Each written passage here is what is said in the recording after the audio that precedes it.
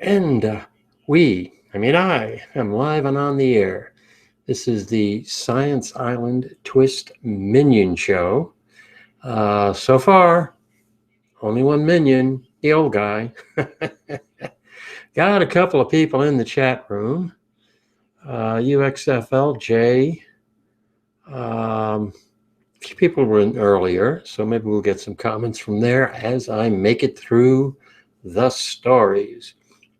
Tonight, most of the stories deal with the environment, attempts made to clean up the environment, mostly on the positive side. Excuse me. A good story. Iceland is having success with a dramatic reduction in adolescent substance abuse. Hot Rod has joined us in the chat room.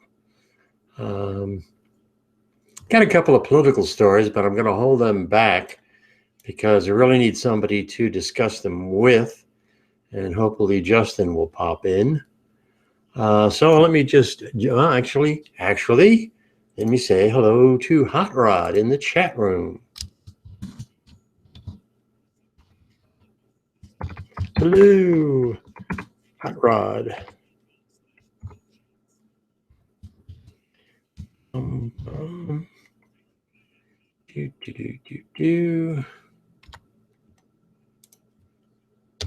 Okay, back online. Get this show started. First story I picked out is, believe it or not, the air quality is improving in many cities in the United States. Excuse me. Someone in the chat area is looking for the video link. Sorry, I want to make sure. Got to make sure my listeners know what they're doing. So, hold in there.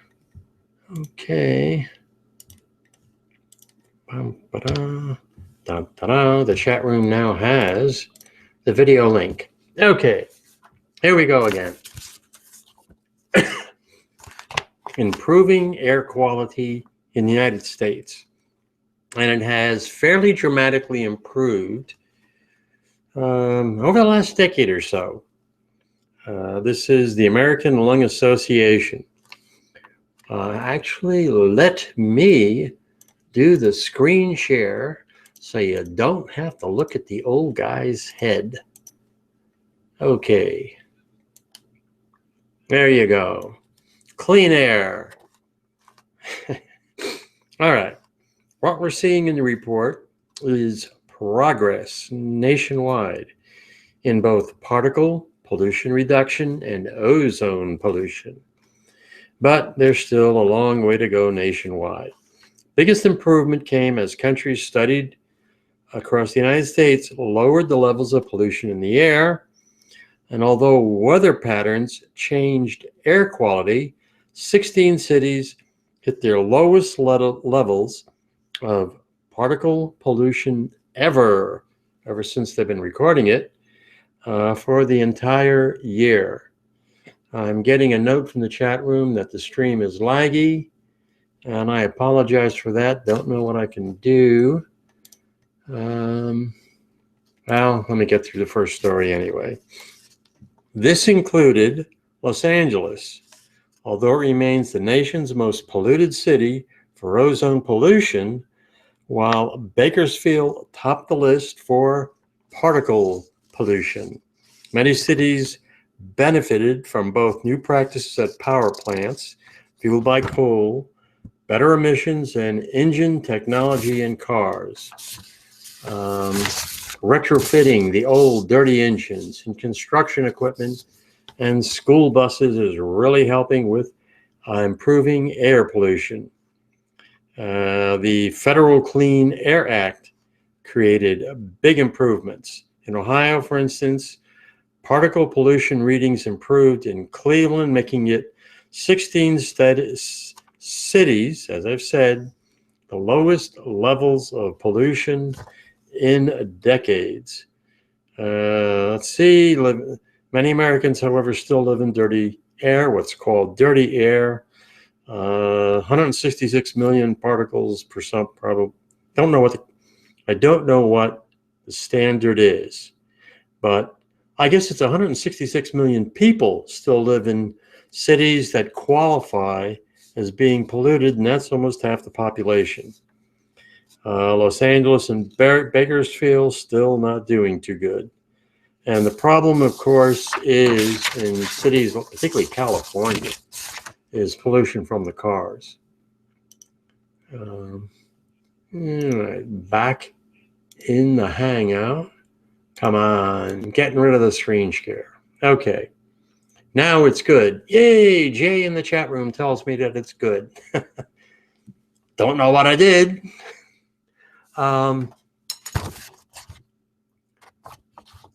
They've really done a much better job and a good job, for instance, with cleaning scrubbers on the electric company plants, scrubbing the pollution before it gets discharged.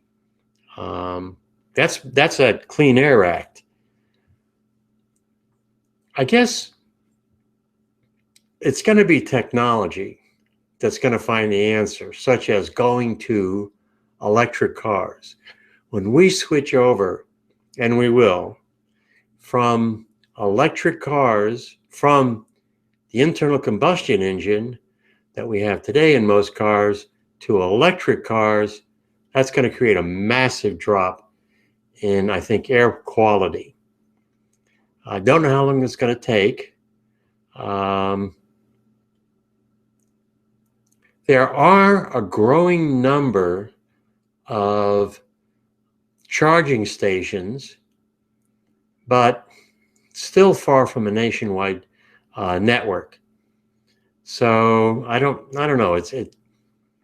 I don't see us converting from either natural gas or coal until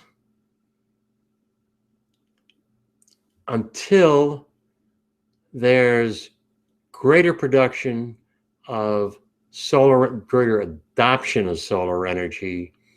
We got to get some atomic energy plants. I don't know how long it's going to take. So I'm going to guess for the next 10 years, maybe half the United States, the air is not going to be so good. Well, guys, I don't know. Good luck until then. How's that for a bright note? Okay. The next story, dealing with cleanups. Now, what we have, and I've talked about this many times, is cleanups taking place at the local level. People in cities taking more action, volunteers, more action, more people changing how they live, more from the bottom up, as I've said many times. I've got an example here. I've got 3 cities, cleanups in 3 cities. Let me screen share again.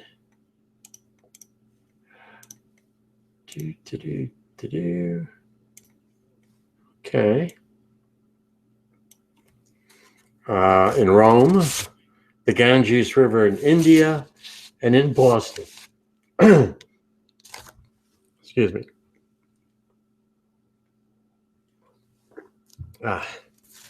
And these cleanups, relatively small scale, but this is just 1 week. And every single week, I'm reading more and more stories about this kind of volunteer work that's being done.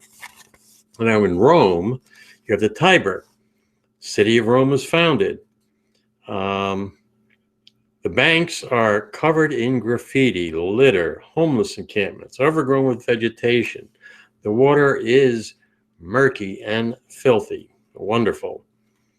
Roman officials said they were going to clean it up decades ago, and they've basically done nothing but talk. Now, they say, the Roman officials say that the problem is a lack of money and resources. We hear that all the time. That's the mantra, so to speak, of so many federal governments, that they don't have the money and the resources. To me, it's really a problem of priorities. In the United States, for instance, I will say, and I don't know the exact number, I will say you have the federal government, state governments, maybe devoting millions of dollars to cleaning up our waterways and pollution everywhere. Yet they can spend billions of dollars on a jet fighter for the Air Force that we don't even need. They spend billions of dollars building an aircraft carrier or another ship for the military that they don't really need. You know what you could do if you could took those billions of dollars and devoted it to cleaning up our rivers? You'd have a tremendous improvement relatively shortly. Now, getting back to Rome, you've got volunteers taking up the mantle of action, and one of the initiatives is known as reverse graffiti, and they are using stencils. They're power washing to reduce the organic and inorganic grime on the riverbank. So, it's a start, but it shows more people are trying to do something. In the Rhine, 1987, the members of the International Committee for the Protection of the Rhine adopted an action plan to guarantee drinking water, reduce the amount of mercury, lead, cadmium, and dioxins by 50 to 75%. They were going to build basins to collect fire extinction water, tighten safety norms in industrial plants, and rehabilitate the Rhine's ecology and fish passages. And today, the drinking water for over 20 million people has been, they now have good quality drinking water. And that's a big success. In the United States, you have a river cleanup this past week, Earth Day, 3,000 volunteers in Boston. They picked up litter, they removed invasive species, and they assisted park maintenance around the Charles River. And to date, the American Rivers National River Cleanup, and they say 20 million pounds of trash have been cleaned from American rivers. So it's improving. It's definitely good news. Let's see. We got in the chat room. We have let's see, local in Norway. This is from our friend Jay in the chat room. And Norway moves to bar hate preachers. Wait a minute. We'll get to that later. Sorry. We're talking about pollution in the rivers instead of pollution on the political front. I'll get back to that story, Jay. Okay.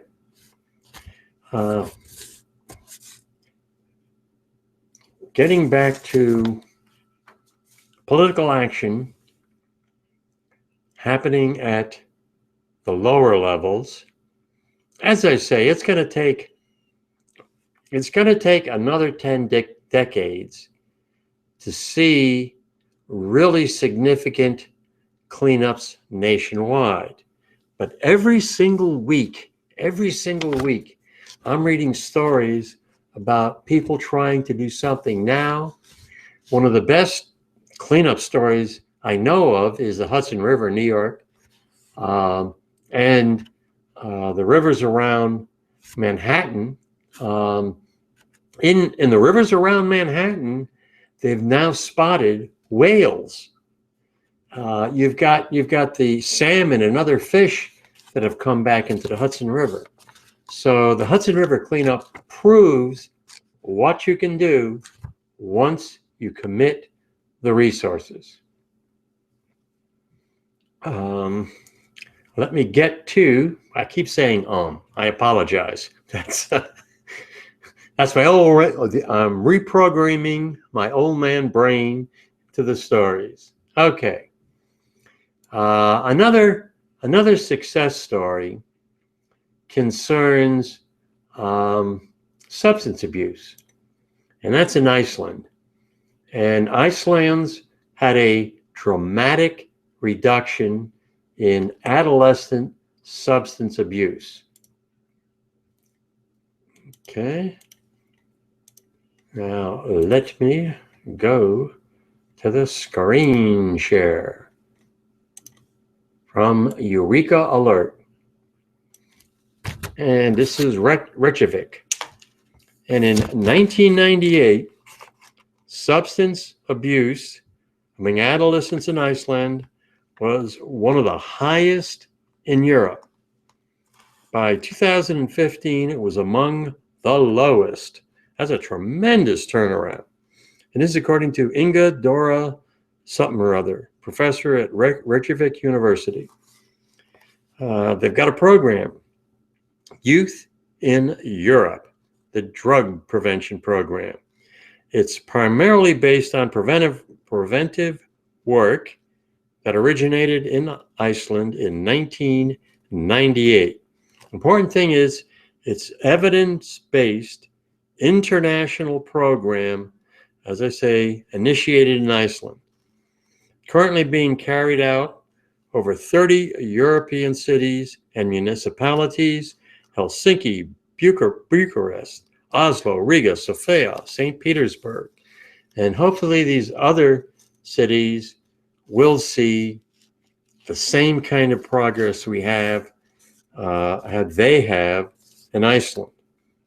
And they did it, 3 core elements in the program: a community-based approach, collaboration between research, policymakers, and people in the field, and evidence-based work. That's the key, evidence-based work. The program uses research as a basis for policy and actions on the local and national level, focusing on the risk and protective factors in the lives of youths by regularly monitoring substance use and various social parameters among adolescents, and subsequently addressing these factors in a professional manner. A number of the measures have been implemented in Iceland in the last 2 decades to boost protective factors and minimize the risk of substance among adolescents. That's interesting. These include, the first one was interesting, raising the legal age of adulthood from 16 to 18 years. And I think what they're trying to do here is they're saying there's certain laws that apply to adults. And if we, by increasing the age from 16 to 18, it means that we can address the 16-year-olds better. The laws that apply to adults that used to apply to them when they were 16 now won't. That's my guess. And that's increasing age limits to buy tobacco and alcohol, which is what I was talking about, imposing strict regulations for selling tobacco and alcohol, including a ban on advertising. Man, that's one of the things. Ban on advertising. We have this thing called the War on Drugs in the United States, absolutely phony war on drugs. The drug that causes more harm, more violence than any other drug is alcohol. Americans never going to stop drinking alcohol. And so, but we advertise drugs. You got a problem, take a drug. You have drug advertisements all over the place. Maybe it's alcohol, maybe it's like the erectile dysfunction drugs, whatever the heck it is. Advertising or selling drugs everywhere. You have American eyeballs, and if you can prevent, you just say advertising ban. Not going to happen because it means money. It's not going to happen. But if we could ban advertising on drugs, as they did in Iceland, I think we could really have very similar to success to what they're having. They've also set rules and applied strict rules on minimum outdoor hours for children and teenagers. Parents have been urged to spend more time with their children. Okay, 2 thumbs up. 2 thumbs up for Iceland. I know, I see. We got Hot Rod. Hot Rod, let's see. What story does Hot Rod want us to share? SpaceX will launch private missions as soon as 2018. Okay, that sounds like an interesting story. Let me hop to that. And I will do the screen share.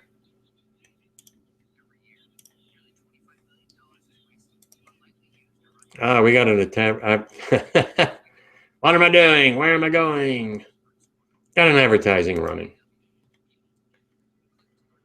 I don't think you can hear it. Let's try that again.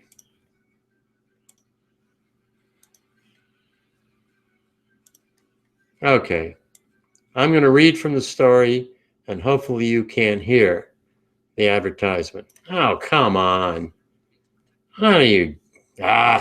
advertisements. You got to be able to click out of it. Oh, okay. I'm going to read it.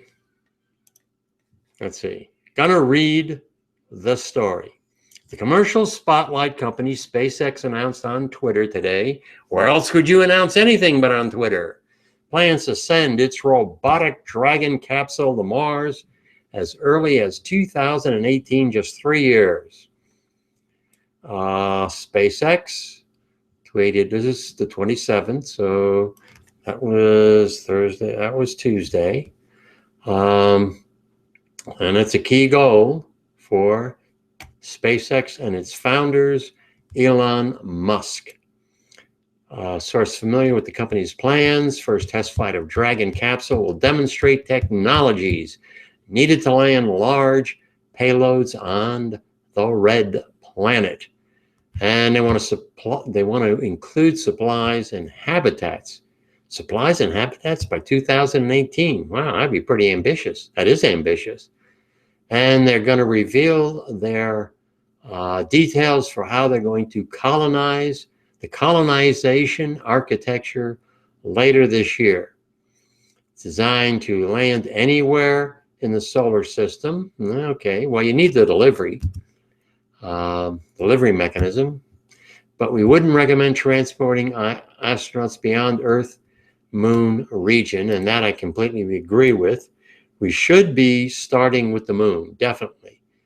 Way back in the 15th, they released a video showing the Dragon V2 capsule during a Hoover test. And then last year, they explored the possibility of a Red Dragon mission in which the SpaceX capsule will be used to pick up rock and soil samples, which they're going to be collected by the agency's 2020, agency being NASA, 2020 rover. Let's see, blah, blah, blah. On April 8th, passed a major milestone in developing its reusable rockets when it successfully landed the first stage of its Falcon 9 rocket on a drone ship. So, yes, they are making progress. 2019, wow, that's pretty ambitious. Let's see, what do we got? We got Mike. Mike has joined us. Mike Jobin is in the chat room. All right, chat room's filling up. Okay, moving on. I am going to go to another story, then get back to a link possibly in the chat room. What do we want to talk about? We're going to talk about Europe's biggest urban farm.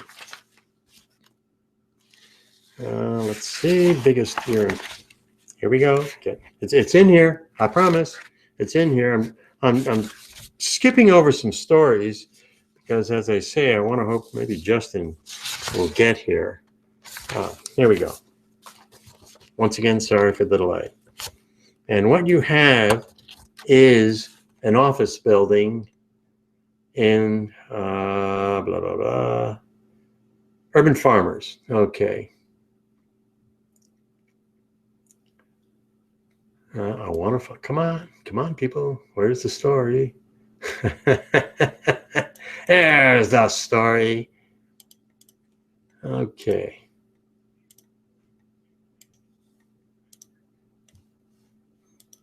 There we go. Europe's biggest urban farm at The Hague. It's an empty office space built in 1950. Once belonged to a Dutch telecommunication powerhouse, Philips. It's been abandoned. And now they're trying a modern experiment. Europe's largest urban farm. And what they got tomatoes. They've got what they call microgreens sprouting in the 1,200 square foot rooftop greenhouse. And below that, on the 6th floor, they're starting a fish farm. The central hope is to serve 900 local families, plus restaurants and a cooking school. 500 of these tilapia fish a week and 50 tons of rooftop vegetables a year. The guy in charge is a fellow by the name of Mark Durano, a Scot. And he believes commercial urban farms serve a need. People want high quality food from transparent local sources. That's a good point. I mean, how do you know? I mean, you may even have local farms. You go to a farmer's market. How do you know that that farmer is actually using organic processes? Here you've got it right in the middle of town. And you can even probably walk in and see and watch and see how they grow. Anyway, in the next 5 to 15 years, this will be a niche within a niche. Okay, it's a niche market right now, and I agree. In about 15 or 20 years, what you're going to see is in more cities, there will be buildings like this that will be growing food products so that they can serve. Usually right now it's restaurants. Restaurants want fresh produce. And that's the niche market I think this particular urban farm is serving. But I mean, it makes sense. Why ship your vegetables and meats, etc., maybe thousands of miles across the country on trains or whatever, if you can just walk across the street, walk a couple of blocks, and there you've got fresh produce available. I think it's going to come. It's going to come because it makes sense. But right now, it is really pretty much a niche market. Let's see. It links into the circular economy. We have empty rooftops and empty industrial buildings. 15% of the buildings are empty. And let's fill them with produce. Hey, there's got to be plenty of empty buildings in just about every major city where something like this could be done. The only thing holding it back is making it profitable. There is some serious interest in rooftop farms as the future of commercial urban agriculture. And we got another person from the Columbia University. The guy's name is Dickinson Dispomeria or something like that. And it's a way of feeding the world in the 21st century. Absolutely, I completely agree. There are urban farms in Berlin and London. Former air raid shelters grow food to supply local markets and a home delivery service. We have the New York City Project 5 Borough Farms promotes urban agriculture. The city is home to an estimated 700 urban farms and gardens on 50 acres. Didn't realize it. Although the trust is keener to discuss how it is about much more than just growing food. Wow, 700 urban farms in and around New York City. The boroughs, the 5 boroughs. That's great. With industrialization, that connection between agriculture and the city was taken away. And this is Jan Willem van der Verschins of the Lindbouw Economisch Institute. Food can be grown anywhere and sent anywhere. Urban Farms is an example. Urban Farms is the name of this this particular this particular corporation. Is an example of cities reconnecting with the food. Consumers feel alienated from global food chains. They want food from a transparent source. That's big. Transparency. How do you know what you're getting is fresh? And if you want it maybe made without pesticides, how do you know that's actually true? Cannot trust the labels. Let's see. Vendershines wonders, however, if urban farms can find commercial success. And that's the problem. Can they be profitable? Food can be grown anywhere and sent everywhere. Well, I've already said that. Urban farms has to come up with products that you can't buy in supermarkets. Something special that has a higher nutritional value. Otherwise, they'll have a hard time. Initially, he's probably right. They've got to have that niche market. And that would be, again, restaurants, probably, for the most part. You have to pick those vegetables that have a special quality, like soft tomatoes. And the growers on rooftops are coming up with these different varieties. Okay, so you have a growing trend. And that's the encouraging trend. The trends are showing more success. The question is, how long will it take before they're adequately profitable to go mainstream? And you're going to get resistance to from businesses because it's just in their own interest to resist these kind of initiatives. I know. As you see more of these farms, you see more of these local farmers markets, more and more people will be using them. And when you're talking about a big city, Los Angeles, New York, Chicago, how are you going to get really, really fresh produce that you can have a lot of confidence in, that it's the best quality? And the answer is going to be these urban farms being built in these vacant buildings and vacant lots. I know in Detroit, there's a ex-NBA basketball player that's having a lot of success.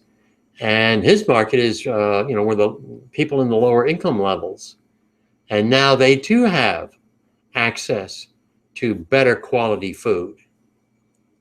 So it's a good trend, positive curve, happening a little bit too slowly for what I want to see, what most of us want to see, but at least it's happening. Hot Rod, steal from the neighbors. Well, I don't know. You might be able to get away with that in New York. You go to Texas, man, and they got their guns, and they're going to kill, murder you if you try to steal their tomatoes. So I don't know. I don't know if that will really work. Okay, let me hop into that chat room. I got a bazillion links open here. Trying to find the chat room. Okay. Ad block. Oh, that was just an ad block. Okay, thank you, Pat Rod. Let us see. What stories do you want to pick? Let's see. We can talk about Australia. I don't know. I'm trying to avoid the political stories until Justin gets here, if he does. All right, I'm going to talk about bioreactors. And let the screen share. It is loading slowly. My internet is slowing up. Okay. I'm just having a slow time on the internet, so I'll just read it. What are bioreactors, you ask?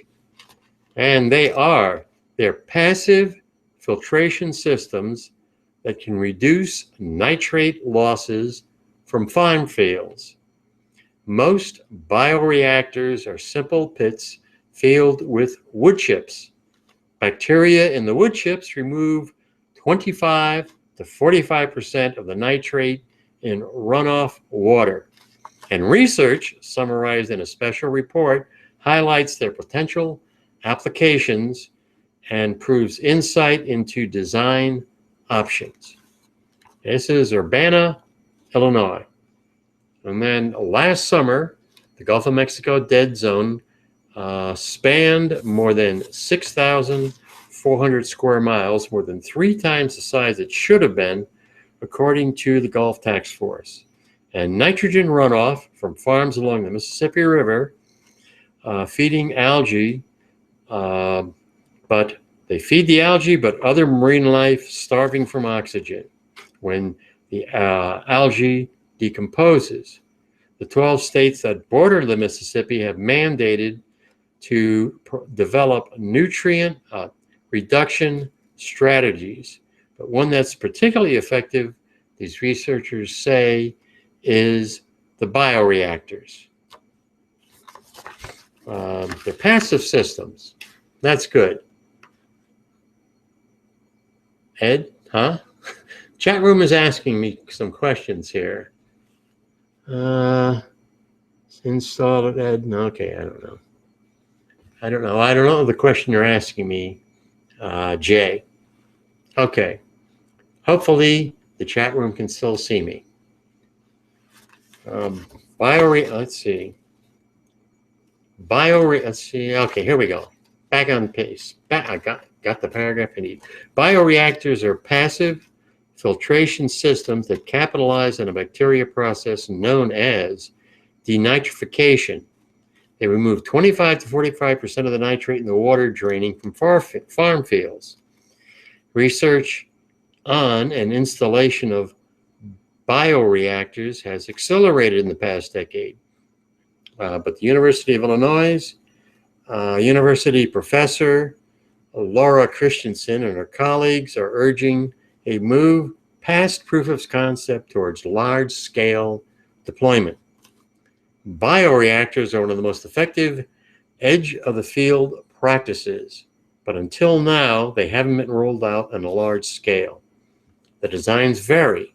The typical arrangement for a 40 to 80 acre field is a large 100 by 20 foot pit situated just ahead of where drainage pipes flow into ditches and rivers.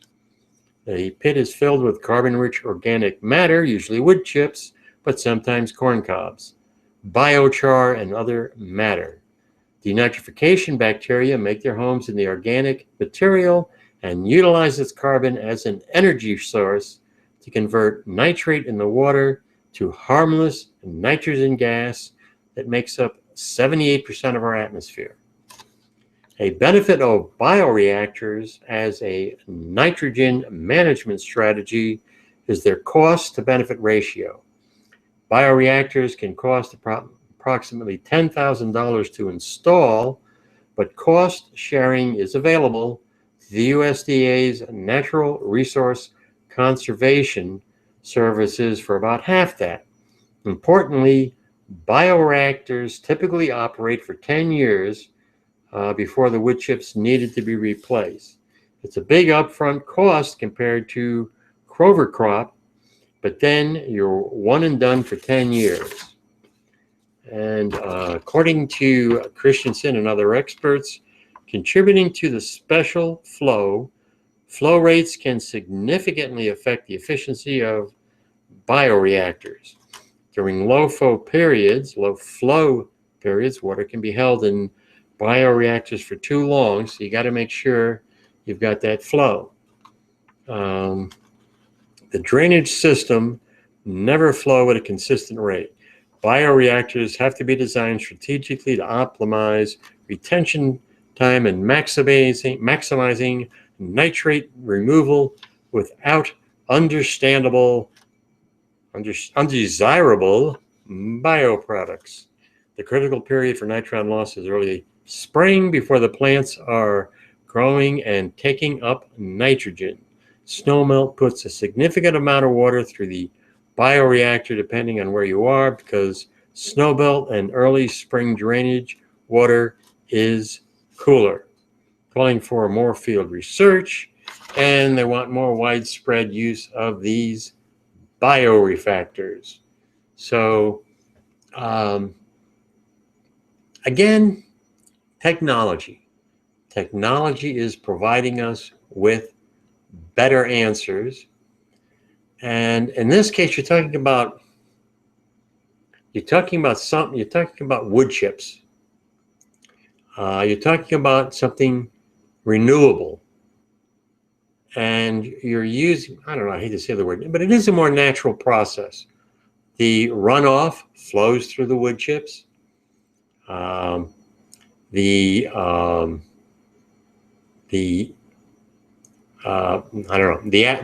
little critters in the wood chips, they absorb it, and they absorb more of the overflow.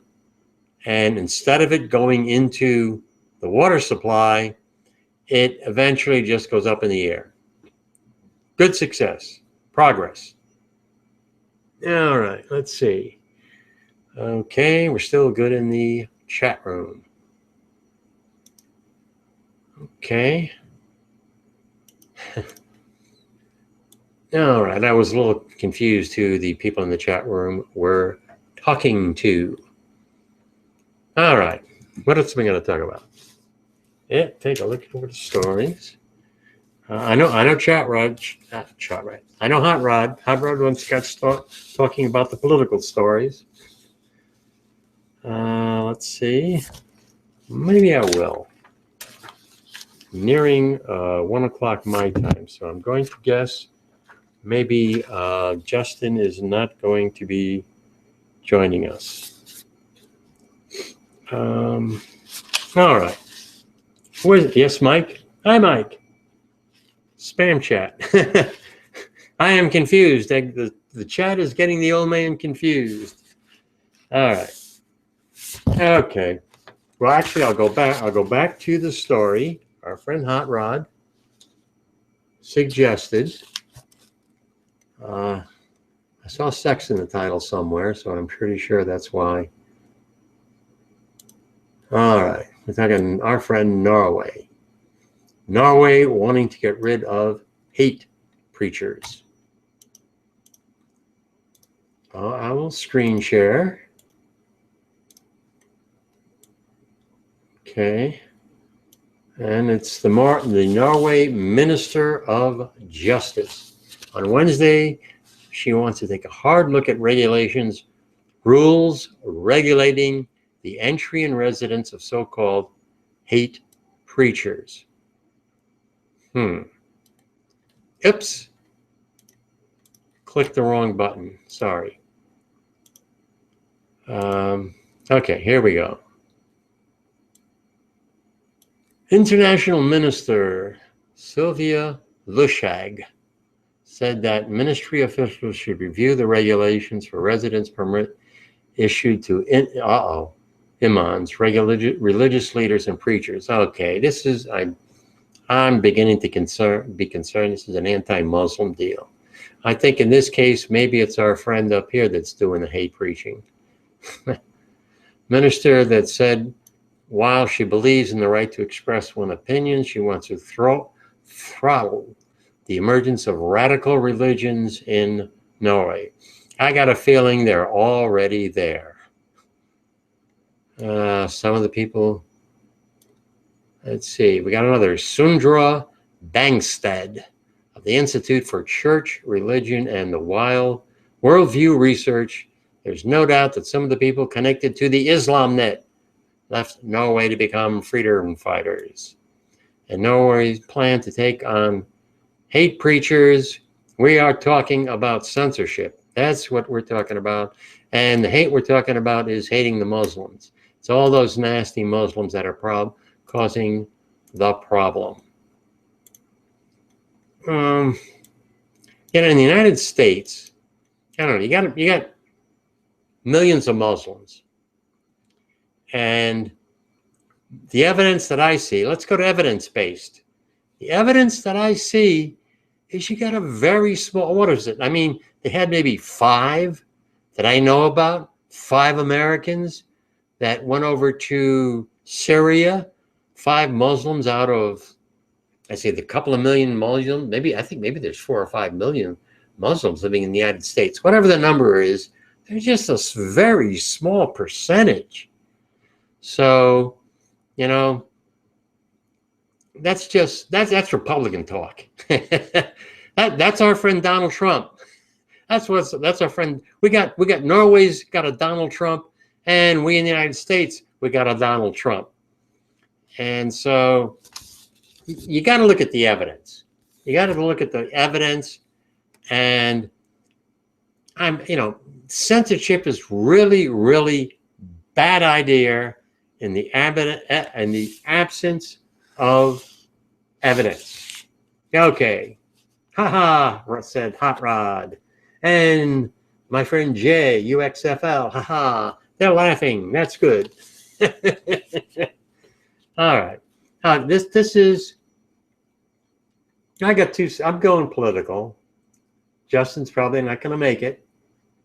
So I'm going to go political, and I want to share the story, if I can, in the chat area.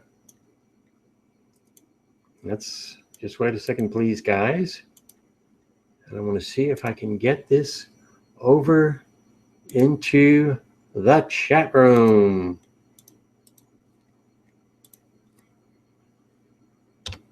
You want to start laughing?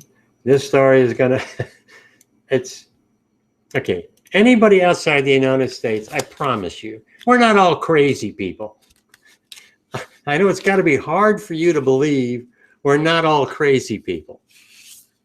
And, man, well, you got what is a major party, the Republican Party. And they are clearly, they clearly lost their mind, if they had any to begin with.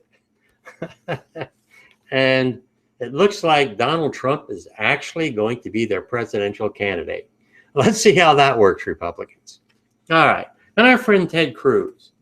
Ted Cruz is getting the message. Donald Trump just wiped them out in New England, won all 5 primaries. So Ted Cruz is getting kind of desperate. So I think he figures, okay, calling Donald Trump all kinds of names ain't working. So now I got to find somebody who's just as crazy as he is. And that person is probably Carly Fiorina. And I might be mispronouncing her name, F-O-R-I-N-A, but I'm going to call her Fiorina. And so, and he made an announcement, a major announcement, after a great deal of time and thought, after a great deal of consideration and prayer. I have come to the conclusion that if I am nominated, I will run on a ticket with Carly Fiorina. All right. Who the heck is this person, Carly Fiorina? Well, I can tell you a little bit about her. She used to be the CEO of Hewlett-Packard, and her reign was marked by the controversial failed acquisition of Compaq, the company. And she lost a couple of races. She did go into Ohio. She went into the Iowa and New Hampshire primaries. Didn't do very well. And in 2010, she tried a losing Senate campaign against Democrat Barbara Boxer. She's basically a loser. You got a company out there, and it's making buckets of money, and you want somebody to come in and run it down the drain. You hire our friend Carly Fiorina. Now I'm going to try and screen share a little video. How crazy is our friend Carly? Now I'm going to screen share it. I don't think you're going to be able to listen to it. In fact, I'm also going to try to screen share it for anybody in the chat room who hasn't heard it.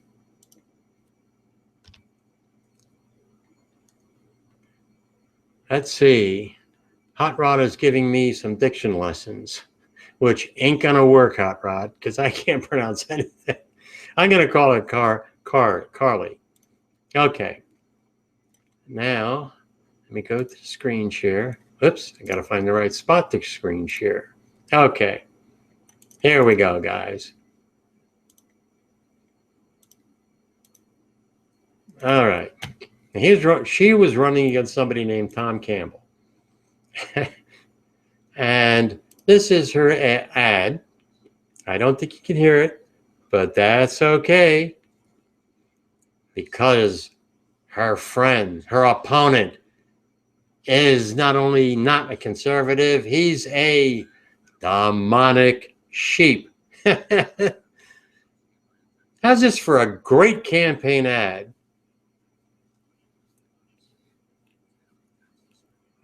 There he is, her opponent, a demonic sheep.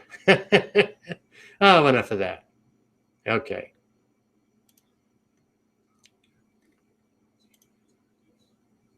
I want to get back here. I want to get back into the Hangout. Gonna zap the old stupid story. Okay. It's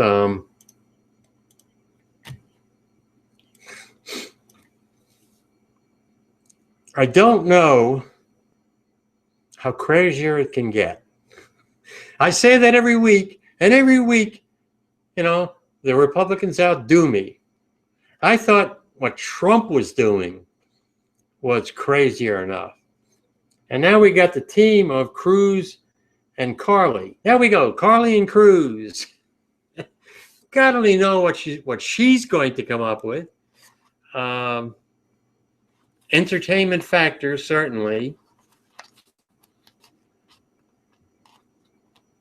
I'm going to say you people outside America don't have to worry. They got no chance that Trump is going to win. And even if they stop Trump, there's really no chance. I say no chance. Man, I hope I'm really correct that there is actually no chance. Okay. Now, let's see. Oops. Stories. Okay. I'm going to share this one. And this one blew my mind. It's a law case in Oklahoma. It is probably the worst example of stupidity in the law that I have personally ever heard about in my whole entire 73 years on this earth. All right. I'm going to screen share it so you don't see my head exploding.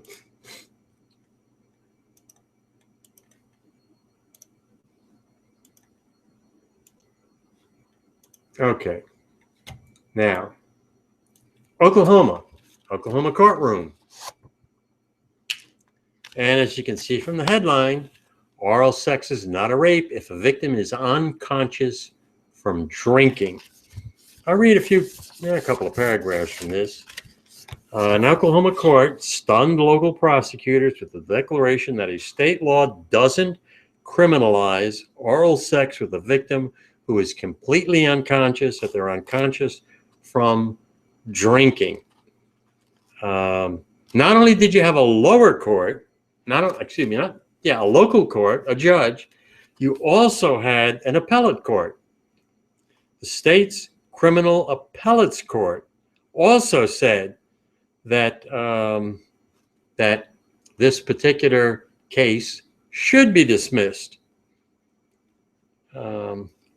And legal experts and the victims' advocates also say there's a troubling gap that still exists between the nation's patchwork of laws and evolving ideas about rape and consent.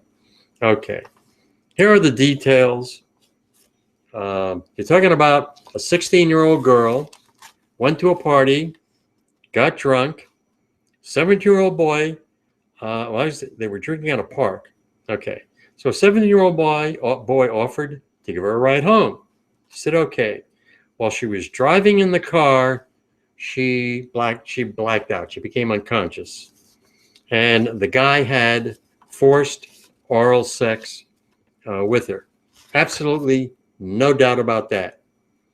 The boy brought her to her grandmother's house, still unconscious. So there's no question that she was unconscious. Took her to the hospital, the grandmother did. They tested her blood alcohol level, 0.34, and the staff conducted a sexual examination. They confirmed the young man's DNA was found on the back of her leg and around her mouth. But the trial judge dismissed the case, and the appellate court ruling on March 24th affirmed the prosecutors that they could not apply the law to the victim who was incapacitated by alcohol. Forcible sodomy cannot occur where a victim is so intoxicated as to be completely unconscious at the time of the sexual act of oral copulation. There is no evidence, and this is the lawyer. This is the defendant's lawyer. There was absolutely no evidence of force or him doing anything to make his girl give him oral sex other than that she happened to be unconscious at the time. I don't know. It's mind-boggling. It's mind-boggling. The laws regarding rape and consent in some states. You had a judge, the appeals court. Okay, I know you got a bunch of crazy judges, but you got an appeals court also dismissing the case. And I can only say they got to be looking at the letter of the law. And I got to believe that judges in appellate court, they have some degree of discretion to use common sense. And it gets back, okay, Oklahoma happens to be in the Bible Belt. So I don't know if that comes into it, but if you're drunk, you shouldn't get drunk. You shouldn't be intoxicated. And if you are, it's your fault. And we see that in many other cases where the victim, the blame goes on the victim. And in this case, you're talking about a girl who was freaking unconscious, but it's her fault because she was drinking. I don't know. I got no idea what else I can say about it. It's just really an incredibly stupid law. Okay, let's see. Let me look through my stories. Want to go on to something else. I could touch briefly. Let's see. Hot Rod is saying that it works similarly. He's wondering if it works similarly. Good point. Does it work if you're talking about drunk driving causing death? Don't know. Certainly possible. That sounds stupid. But I think what we're talking about here is the rape laws.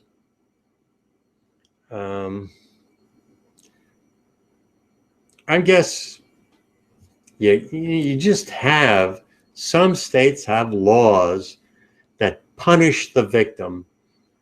And in this case, I mean, where you have proof, but there's no doubt that it's non-consensual sex, still it's the victim's fault because they're intoxicated. I don't know. All right, let's talk about voter ID laws. And I'm trying to find a little write-up.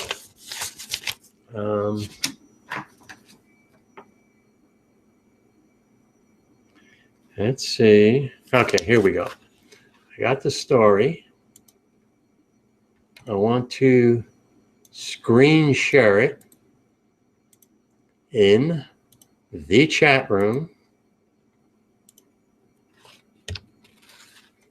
And I want to go to it. Gonna close. Gonna try and close. Okay. All right. We're talking about voter ID laws. And situation is, go back to the screen. North Carolina voting laws at the center of a federal court decision this week and has a curious distinction. Statistics suggest it is an unnecessary solution to an invented problem that has no discernible effect. And welcome to the weird world of voter identification laws. And North Carolina has become the epicenter of a political firestorm that has evolved to be more about partisan talking points than actual facts. You have got two Republicans. You got 19 states have passed voter ID laws to protect the sanctity of American democracy. Yeah, gotta keep people from voting. Ensuring that those who vote are actually who they say they are. Okay, and the Democrats say these voter ID laws are veiled attempts by red states to make it harder to vote, driving down turnout among minorities who are overwhelmingly dramatic. And I guess I got to kind of side with the Democrats here. The Republican argument that voter ID laws are needed to stem fraud finds very little supporting evidence. You've had one exhaustive study. Now, 31 billion votes cast. They found out 31 credible voter impersonation cases. I don't know what the percentage is. 31 out of 1 billion votes. And then you have this fact check site confirmed cases of in-person voter fraud in Texas, another state, are less common than lightning strikes. Yet North Carolina Democrats find it proof that voter eligibility affects the ability to vote. And for the most part, it really doesn't.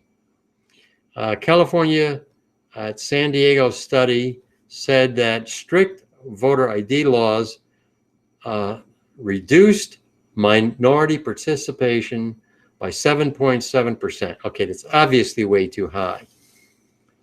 And by contrast, Republican turnout declined 4.6%. I don't know what the correlation is there. Let's see. During the 2012 presidential election, another place called 538 data journalism site said that laws resulted in 0.14 to 1.2 percentage net swing to the Republican candidates in 7 states. You know, that can be significant. So what it comes down to is you're trying to fix a problem that doesn't exist. And the priority in a democracy is giving all citizens the opportunity to vote. You don't put in obstacles to anyone's voting unless there's an evidence that there's a problem. That's my opinion. Now, I can understand, for instance, you go to register. You have to have some kind of documentation to show that you are who you say you are. You know, and I think of a homeless person. A homeless person is a citizen. They deserve the right to vote. They don't have photo ID, probably. But okay, you register to vote. You've got to show something. I'm not sure you have to have a photo ID, but you certainly, I mean, I know that in some cases you've got, in some states, electric bill. The electric bill says, yes, I'm John Jones. This is my residence. I live here and I want to register to vote. You know, until there's evidence that that's not good enough, I say that should be good enough. But okay, maybe you want at that point a photo ID just to show that I am John Jones. Not sure. When I go to vote and I show up at the polling station, I got to say, I'm John Jones, I'm here, and I want to vote. They look at their register. John Jones is registered, and he should be able to vote. Now, in some places, they say, show me a photo ID. I don't believe that's necessary. Once again, in the absence of evidence that there's voter fraud, I say you get the person who says he's John Jones, you let him go ahead and vote. Now, if a second guy shows up and says, I'm John Jones, you know you got a problem. That's not happening. Now, happened maybe 31 cases out of 1 billion. Now, what is happening, however, is when you say, show me that voter ID, some people can't do it. And then you're going to have citizens who are prevented from voting. And every time a citizen is prevented from voting, democracy gets diminished.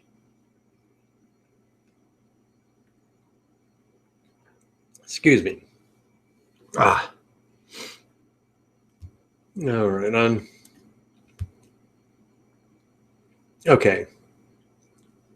Let me go to a couple of other stories. Keep you guys entertained. Let's see, what is it? No. Let's see, was there anything going on in our chat room? No. Okay. What else we got here? Had a story about Australia, but Pamela can't make it. Pamela Taylor, she said she'll be here next week. And we'll put that aside for the time being. Let's see. Okay, well, I had a story dealing with parenting. You know what I know about parenting? The other thing, Justin would be here, maybe Pamela. They're at least raising kids, so that makes them better experts than me. Well, I'll go to it. Probably going to be a shorter hangout because I'm losing my voice, running out of stories. Let's see. We got a comment from that chat room. Our friend Michael Jobin, and he says that in Minnesota, no need for ID for the primary, but for the election itself, you do need voter ID.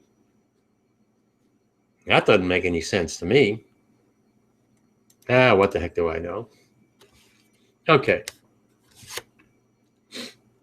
We're talking about raising kids. You know, all the kids I've raised, and if I got any kids, I don't know about them. I might have, no, we're not going to go into that. Okay. And let me find the story. Let me share it in the chat room as well. Trying to copy and paste it. Okay. Let's see. All right.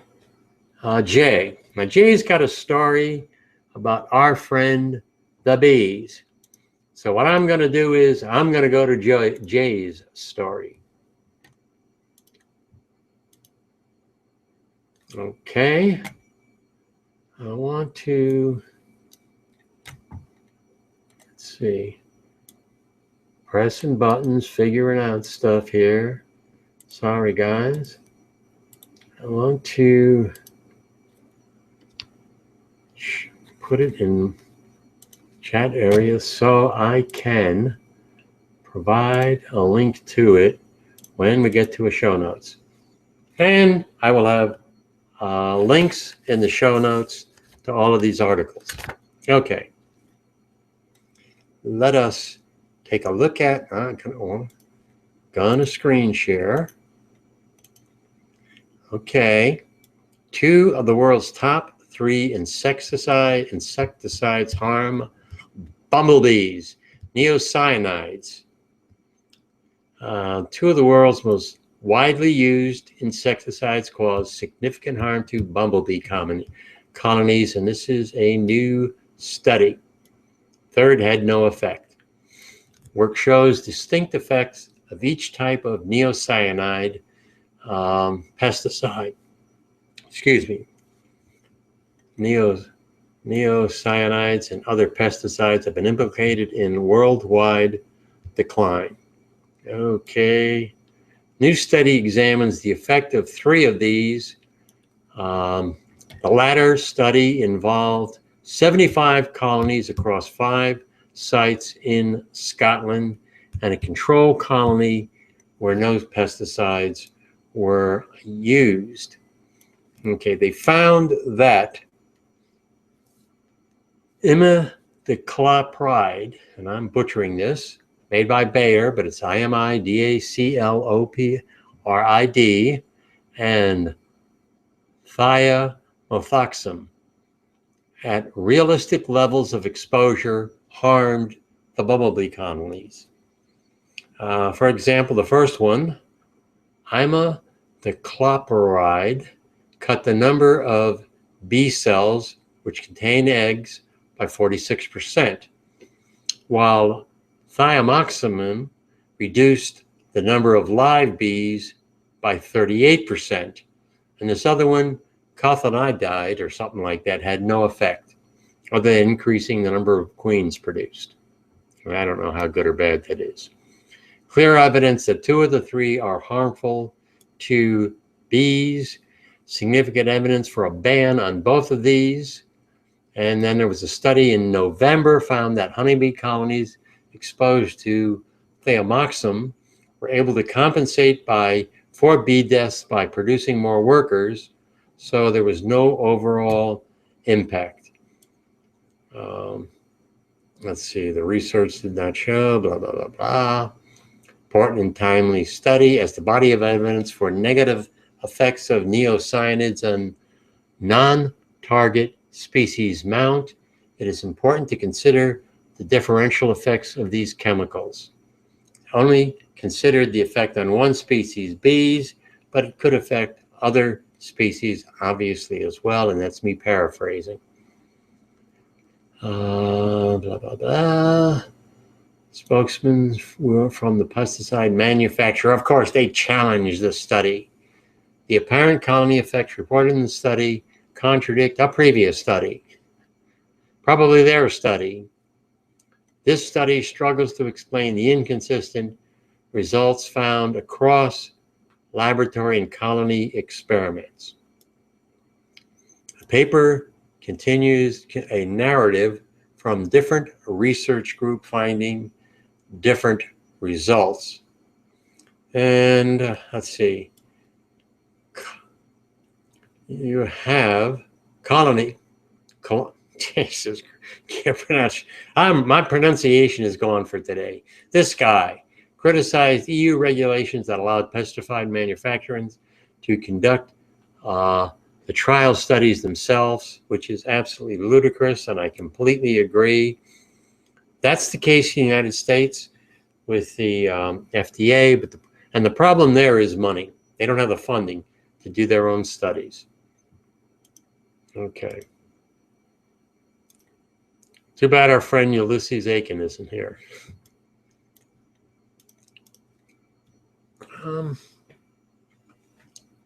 You have to have evidence-based studies.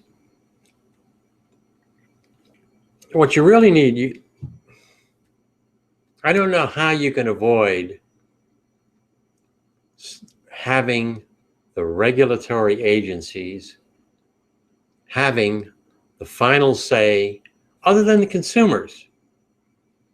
So in the case of the FDA, the problem is a lack of funding. They don't have the funding to do their own studies. What they do is they peer review the studies from the companies that are seeking approval for the use of certain chemicals. Now, peer review can work. You can have a fairly high degree of confidence with peer review, but it is obviously better to have the regulatory bodies doing their own research and try to avoid the politics as much as possible. Now, I know that there have been claims in the past that the FDA is in fact pro-business and linked to some of the pesticide companies. Might have been true at one time. I know it's not true now. You can go to the FDIC. They will show you all of the top people in their agency. You can get a link. You can see who they're connected with. I think there was 1 out of 8 guys. They got directors. 1 out of the 8 directors was a lawyer at one point for Dow, I think, and he doesn't get involved in any of the research done for chemicals involving Dow. At least that was the case a couple of years ago. Haven't looked. Well, let's see.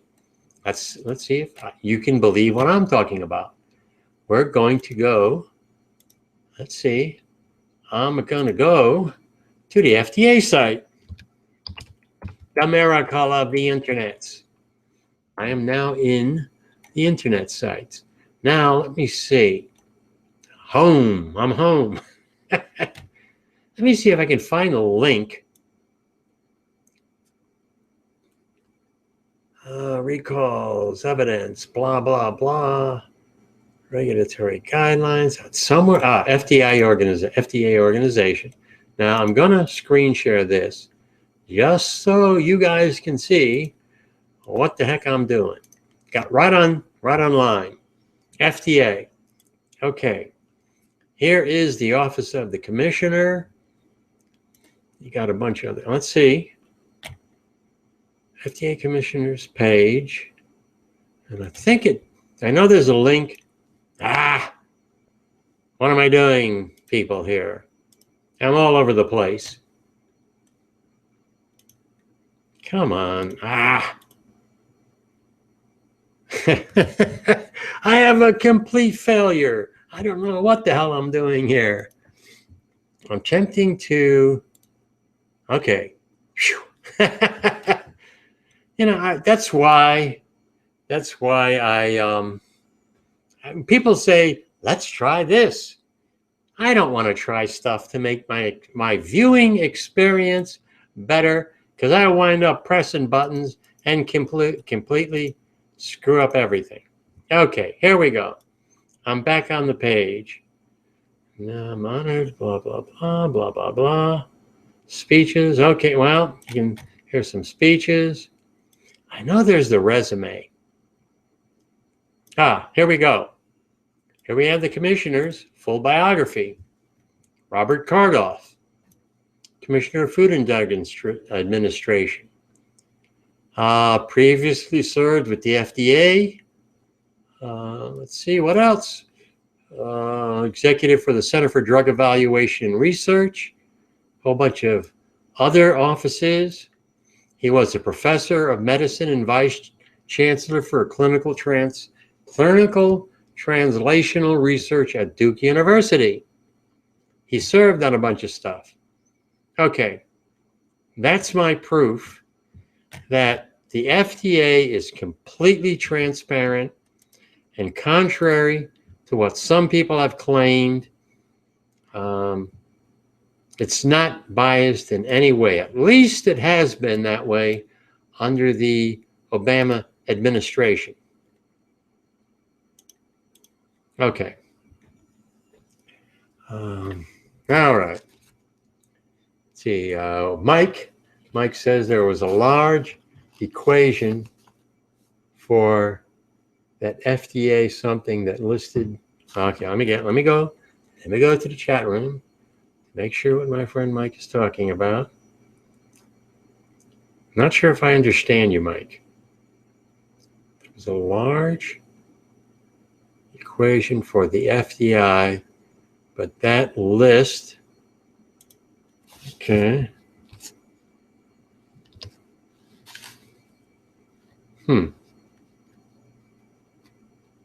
Before that list, maybe, is what he really means.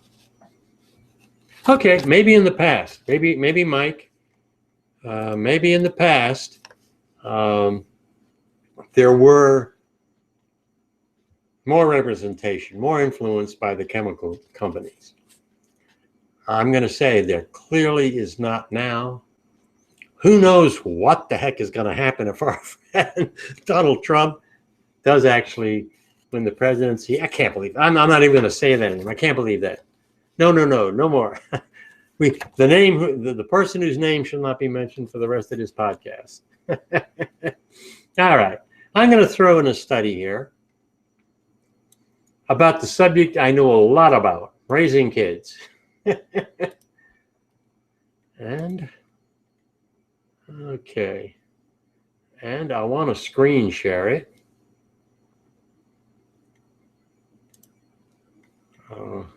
Got to get back into the Hangout.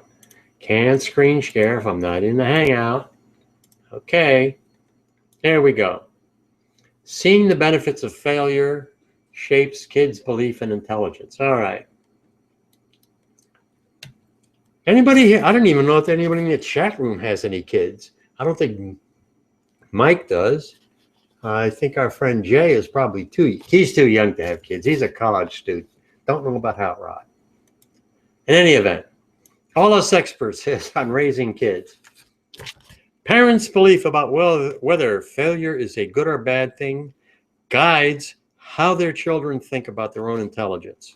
This is a new study from the psychological science. And our friend Jay there, UXFL, he's studying psychology. And the research indicates that if parents' response to failure and not their beliefs in intelligence that is ultimately absorbed by their kids. I'm going to have to read this because it's a little bit complicated for my poor old brain. Mindset. Children's belief about whether their intelligence is just fixed or can grow can have a large impact on their achievement and motivation. Our findings show that parents can endorse a growth mindset, but they may not pass it on to their children unless they have a positive and constructive reaction to their children's struggles. And excuse me, throat's going a bit.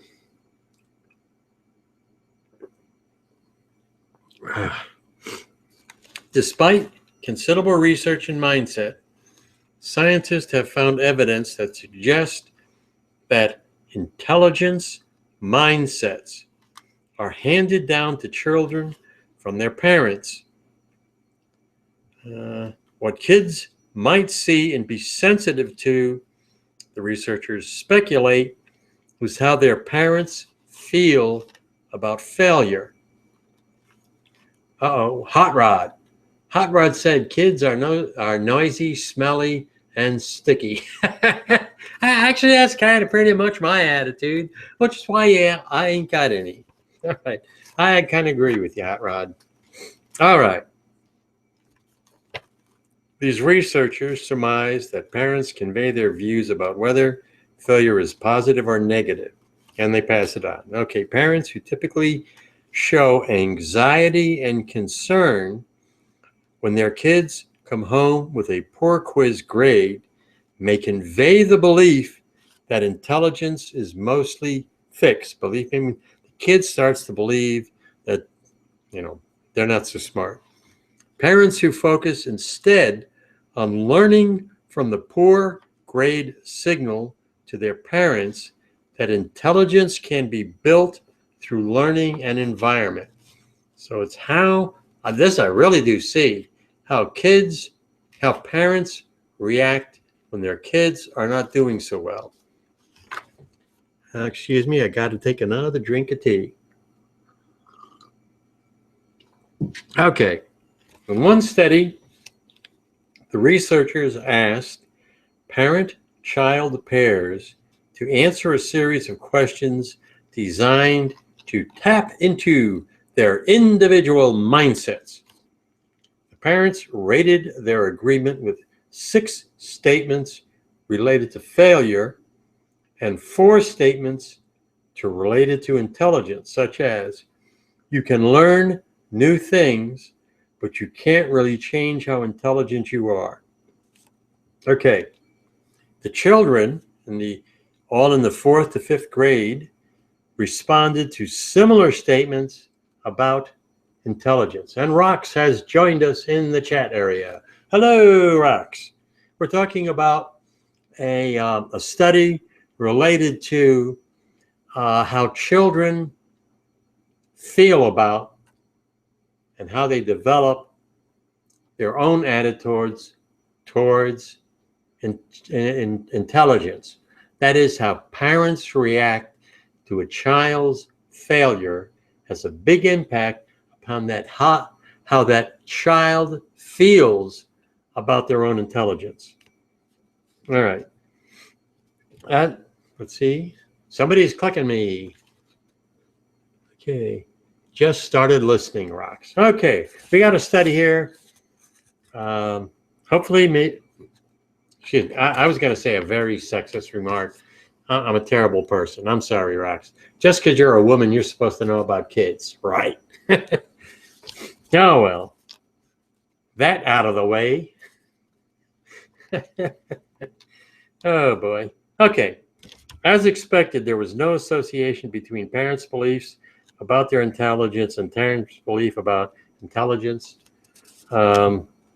However, parents' attitudes towards failure were linked with how their kids thought about intelligence. Parents, Roxy's a guy? I thought Roxy was a. You guys in the chat room, you're messing with the old guy's mind. I don't know what the heck is. And maybe I got the impression that Roxy was a girl. I don't know. Okay. Ignore what the old man is saying. Okay. Back to the chat room. Back to my study. I'm going to get through this, guys.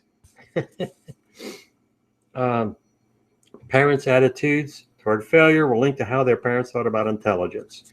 Parents who tended to view failure as a negative, harmful event had children who were more likely to believe that intelligence is fixed. The more negative parents' attitudes were, the more likely their children were to see them being concerned with their performance as opposed to learning. Research found that parents' beliefs about failure seem to translate into their reaction to failure. Results from 2 online studies with a total of almost 300 participants showed their parents who adopted a more negative stance towards failure were more likely to react to their parents' hypothetical failing grade with concerns than about their child's lack of ability. At the same time, these parents were less likely to show support for their child's learning and improvement. These reactions to the failing grade were not linked. However, their beliefs about intelligence were not linked. Let's see. Their reactions to the failing grade were not linked. However, their beliefs about intelligence were. Importantly, additional information indicated that children were very much attuned to their parents' feelings, and yes, they are. They pick up stuff very quickly. It's important for parents and educators and coaches to know that the growth mindset that sits in their heads may not get through to their children unless they use learning focused practices. So you really, when that kid comes, my advice, the old man's advice to all you parents out there. Where am I? Where am I? Okay. Get out of the screen share. My advice to, I know what my problem is. I got 3 windows open. I'm going to close one and see if that makes a difference. Okay. I'm going to pretend what I did was a smart thing. And we've got another article. This is from Jay. Okay. The allure of the anti-hero. Uh-oh. All right. I'm going to go into that story. I know nothing about kids, so forget everything I said about raising kids just before this. But I'm going to screen share this story about an anti-hero. We're drawn to characters who act badly. Ooh. We got Dexter, the honorable serial killer. We got Walter White, the meth-cooking family man. Arya Stark, the young assassin who seeks revenge for her slain family. Many contemporary television shows, books, and movies favor characters we root for despite their despicable acts. I got to disagree about Arya. And in any event, the wild popularity of shows like Mad Men and Game of Thrones suggests such a morally ambiguous characters who possess an enthralling mix of good and bad traits are engaging the audience more than ever before. Why? Asked Mina Vogel, or something like that. Okay, she's a researcher. She's a psychologist. What the heck do they know, Jay? She's just a psychologist. And Rorx is confirming the fact that I am a man, and I apologize one more time. What the heck do I know? In any event, there. Earlier, months ago, we had someone in the chat room, and she was a researcher dealing with nuclear reactors or something. And I don't remember what her screen name was, but I think it was something similar to Rorx, and that's probably why I have you confused. Okay, getting back to this story about anti-heroes and the kind of people we like in hit shows. Dexter, there's a compelling reason for his depravity. You learn about his childhood and you start empathizing with him. He witnesses his mother's murder. Characters like Dexter complicate our concept of good. Man, good is such a judgmental thing. Now, 2013, a study published in the Mass Communication and Society, it was Vogel and somebody named Krakawa, an associate professor of communication, University of Colorado Springs, tested how character motivation and a story's outcome influences how we feel about characters. Okay. Asked two groups of participants that were aged 19 to 30, different versions of the story where the protagonist commits an action that seems negative. Okay, one version is motivation is selfish, when the other it's altruistic. And through the research, they learned that when a character commits a negative action, but it is motivated by altruism, we are more likely to see that character in a positive light. Okay, I can see that. Breaking Bad, for example, the chemistry teacher Walter White begins to cook meth, but the fact that he's been diagnosed with cancer is motivated by the desire to ensure his family, take care of his family. It makes him a more empathetic character. Researchers also found that people tend to see a character in a more positive light if the story of the outcome is positive. Okay, I can see that. You had the wizard, Snipe, envied his father, which indirectly led to its parents' murder by Voldemort. Snipe ultimately defeated Voldemort. Yay for Snipe. Okay.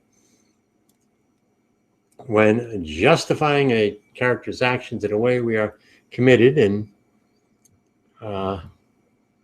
looking at the chat room again, okay, committed to moral disengagement, a condition, let's see, in this study, tested our feelings of, okay, lost my train of thought there, well, I'm going to jump ahead. So if you have a really bad day and something you weren't proud of, you go home and you turn on the show that features morally ambiguous and bad characters, you're going to feel better about yourself. Morally ambiguous characters can actually make people feel better about their own actions in the real world. So the term is morality salience, making people aware of their own moral actions. Okay, blah, blah, blah. We don't morally engage to the same degree, however, and some of us don't morally engage at all. Our ability to justify a character's action is driven largely by the degree to which we identify with the character. Yes, yes, yes. Okay. For instance, spending a few hours watching a show play a part. 2, we are kicking back and having fun. Or are we trying to get our gray matter whirling? Well, most of us just want to have fun. Okay. Hot Rod must go. Bye, Hot Rod. For content creators, the valuable lesson is here. If we show characters doing a morally ambiguous action, but you don't focus on the altruism beforehand, or if the outcome is negative, you are not going to get people to like the character or enjoy what they are seeing because you can't justify the character's actions. Okay.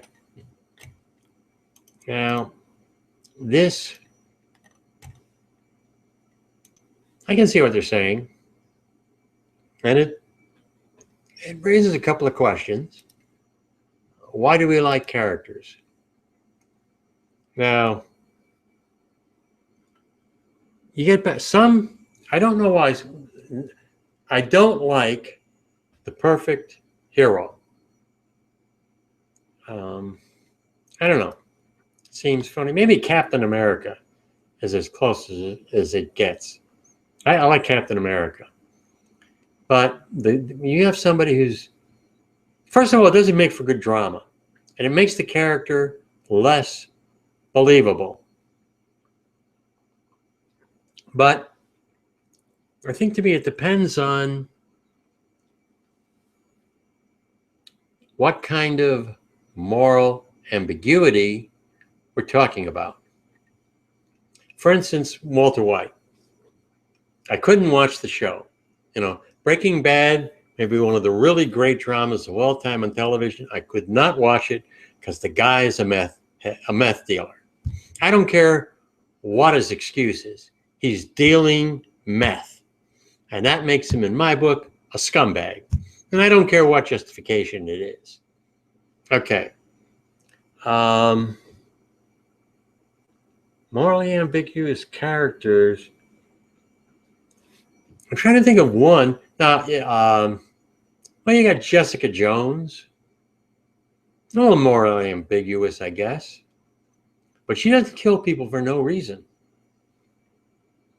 I'm trying to think of, I mean, if we're talking about something like stealing, okay, I can buy into that. You got a crook, and and the crook says, okay, I'm mostly stealing from the bad guys. Every once in a while, a year ago, I stole from the good guys, but hey, now I'm stealing from the bad guys. Maybe I can buy into that kind of moral ambiguity. Game of Thrones. Now, in the Game of Thrones, you're not talking about whether I like or dislike a character. We're talking about drama. We're talking about Shakespeare. You had characters in the Game of Thrones who, they're pretty vicious stuff, kill, murder people. But my mind is blank. I want to talk about some of the Arya Stark, for instance. She's becoming an assassin. In her case, we're talking, I think basically about survival. Maybe she has some kind of an end game. The training she's going to go through. Let's see. Mike, the thing I don't like about Luke Skywalker type is they try to save the villain, but the Darth Vader kills more people before he is saved. You must stop the psychopath. All right, let's go back to Dexter. Okay, the serial killer. All right, he knows he's a serial killer. He accepts it. So now he's going to use his talent to get rid of all bad guys, and every once in a while he makes a mistake. Now, it isn't that I like Dexter. I like part of his personality, but I don't necessarily like him, but I find him a very interesting character. I can root for him sometimes, but I know the guy, being a psychopath, sometimes going to kill innocent people. So I didn't that I like him so much as I don't empathize with him so much as I find his character interesting, and I can cheer for him when he's going to kill the bad guys. Let me see. There's another link in the chat room I might have missed. I don't know if I can. Yeah, that's an abstract. Pain tolerance predicts human social network size. And we've got a scientific abstract here that I'm just no way I'm going to be able to understand what this is. Okay, we got another one. Maybe I can understand this next story a little bit better. Oh, it's the same one. All right. Let me try and make my way through here. I want to get back to the TV stuff because that's interesting, and we can talk about that perhaps with the chat room a little bit better. Get some interesting conversations. But let's talk about this one: pain tolerance. The relationship between pain tolerance and social network size. Personal social network size exhibits considerable variation in the human population. Okay. Associated with both physical and mental health. Okay. Inter-individual variation in human society remains unexplained from a biological perspective. I don't know. According to the brain opiate theory of social attachment, okay, binding neuroplasticity peptide. It's B endorphin to U opioid receptors in the nervous system is a key neurochemical mechanism involved in social binding, particularly among primates. Okay, now we're talking about getting things down to the chemical level. Let's see. We hypothesize that a positive association exists between the activity of the, well, that's U opioid system and the number of social relationships that an individual maintains.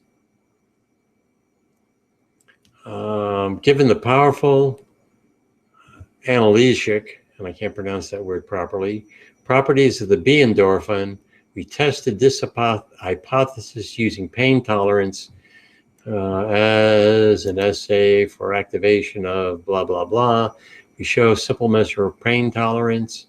Our results are in line with previous studies.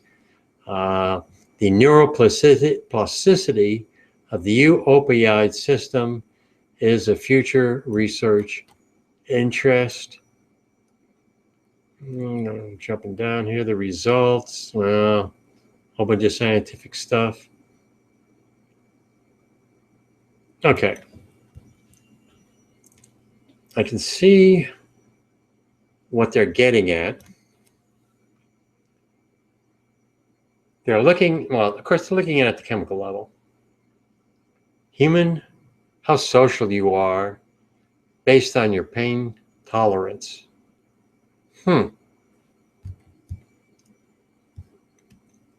Okay, there some researchers, let's see, definitely something you get into. I figured Chinese always maintained a healthy diet.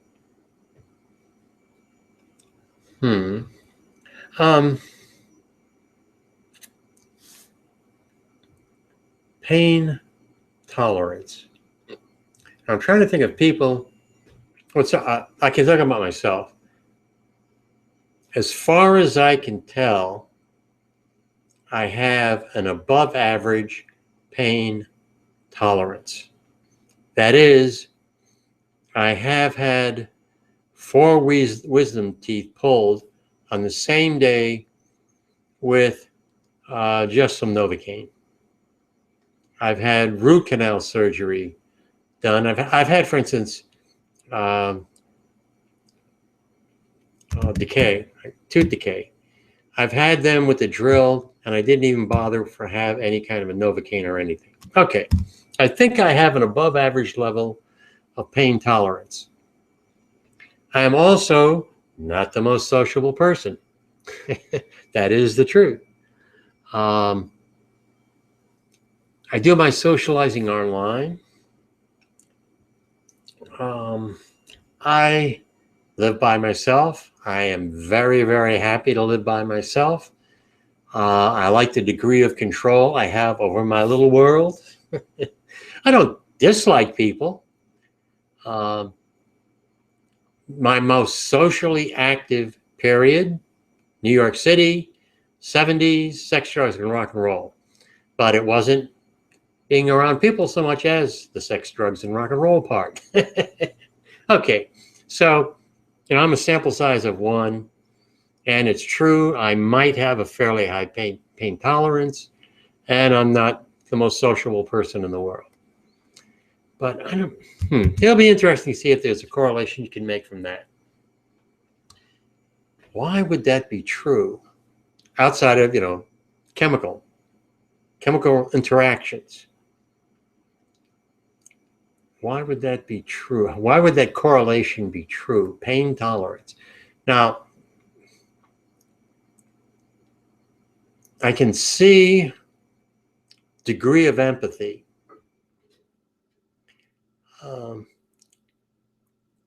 I am not as empathetic towards other people as most of the people that I do know.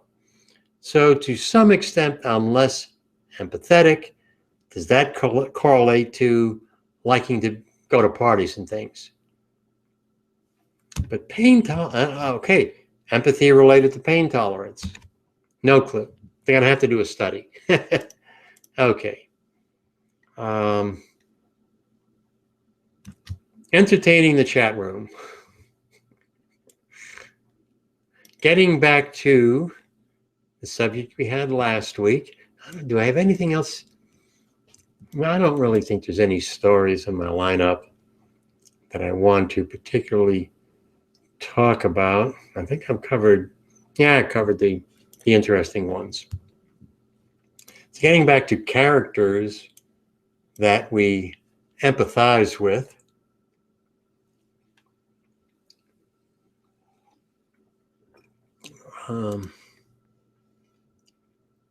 And moral ambiguity, Game of Thrones. You have, and I can't remember the names. Let's see. Okay, Mike has posted, what I can see is, I'm almost afraid to go this, conservatives and suicide. I don't, what the heck is this? Oh, it's from the Huffington Post.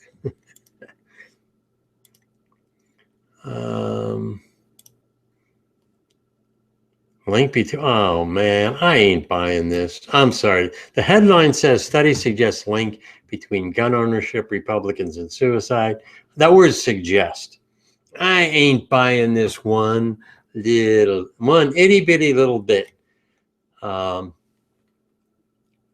ownership and suicide. Well, one thing I will say,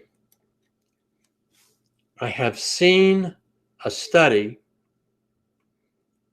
Now, okay, there have been no scientifically validated studies related to answer the question, if you have a gun in your house, does that make you more safe or more unsafe? There was a study, I forget, 15, 20 years ago.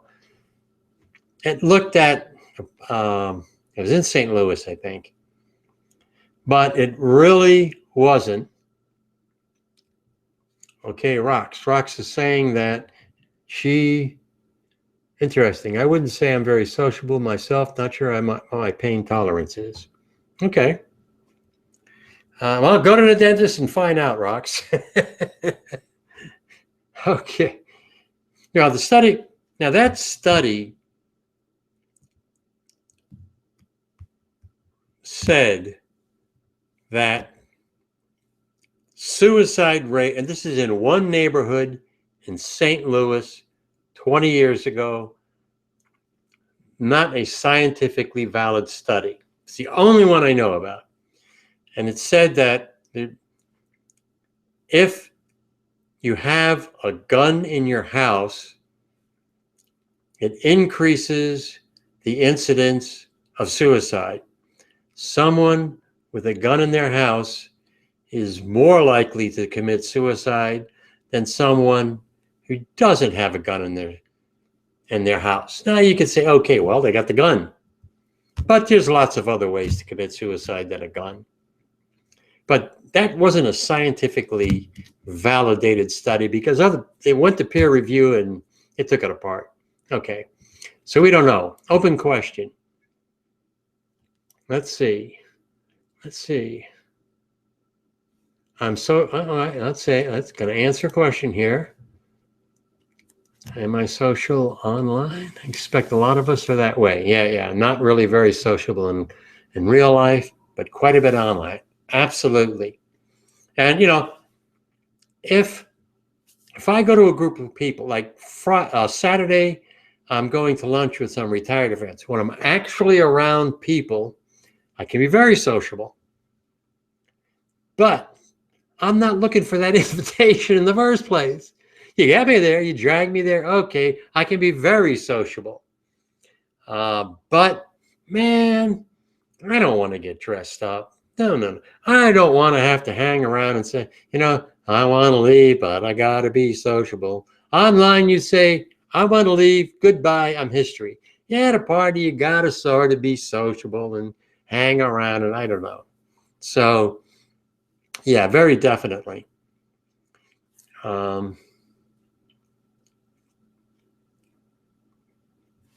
Okay, trying to get my train of thought together. Thinking about two things, multitasking here. I'm going to have to stay on the subject I'm talking about because otherwise I will not make any sense. Okay, we're talking about sociability. Online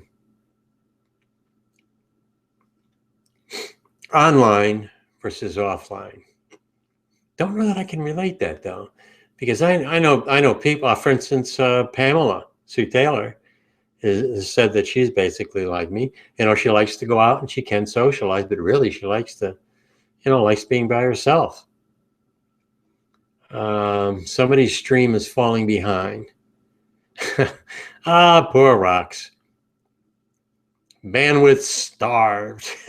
poor Rorx and her bandwidth starved. Internet connection. Yeah, that's a pain. Man, why do we have in the United States, our internet connections really do suck. Man, certainly compared to other parts of the world. Okay. Can't think about two things at the same time. I will start talking about entertainment. That seemed to be a popular subject in the chat room area. If any of you guys in the chat room want to bring something else, perfectly fine.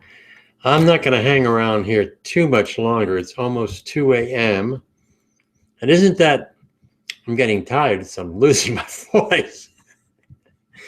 2 hours talking. I like to talk, I'll admit that, but man, I'm starting to lose my voice. So I'm going to say another 15 minutes at the most. Entertainment. Okay.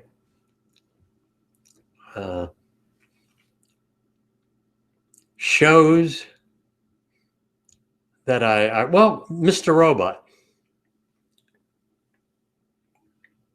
Antisocial people. You know what? Maybe I do relate to antisocial people. Mr. Robot, the character in Mr. Robot. He was, he had a hard time around people. He lacked filters. I lack filters very definitely. I'll say anything at any time to anybody, which is another reason why I'm not so sociable. But in any event, where was I? Mr. Robot. Okay, so you got a character there who has problems socializing. That's me. Jessica Jones, I would say, has also some problems socializing. I think of a couple of the characters that I can relate to are characters who are loners. Mike, let's see, Mike's got something here. Talking about suicide and the political regime in New South Wales and Australia. Okay, they're talking about suicide on conservative rule. Well, okay. In nature, a nation's suicide rate increases under the right-wing governments, according to 2 studies. I want to see this peer-reviewed, but okay. Alienation and isolation may run higher in societies driven by competitive market forces. Okay, if you're talking about more inequity, no, in fact, I'll read it because I think that's the point they're getting to. Left-wing rule forcing more on equality might put people under less strain. Okay, I go along with this. Government should consider their role in public health before spending. This is May Shaw, University of Bristol in the UK. We need to look not just at the immediate biomedical factors affecting health, but also how we organize society. Now, New South Wales suicide soared when federal and state governments were conservative, and they were lowest when the Liberal Party ruled. Excuse me, that absolutely makes sense. With people who need help, the disadvantaged are not going to get as much help from their government when you have a conservative government in place than you will with a liberal government in place. The liberal government more likely to support helping the disadvantaged. Liberal government being income inequity, gender inequity, things that put stress on people, perhaps.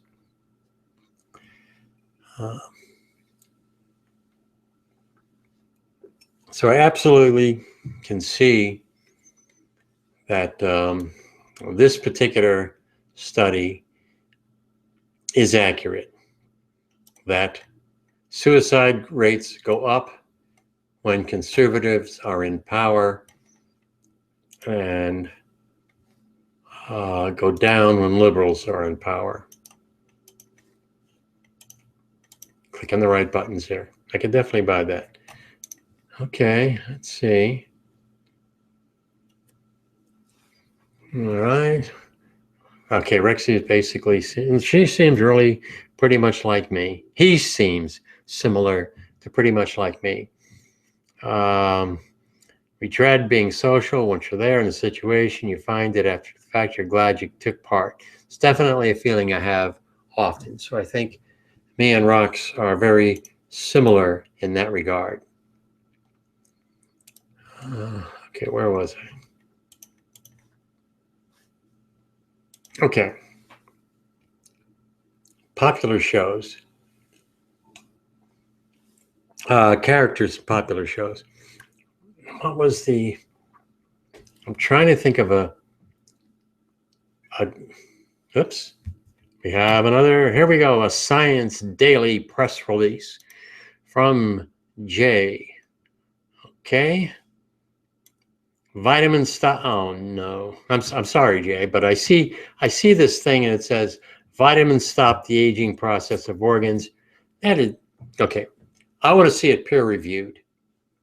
I get very skeptical when you talk about stopping the aging process, but I don't know. So you know there was something done here. Switzerland, Swiss study group.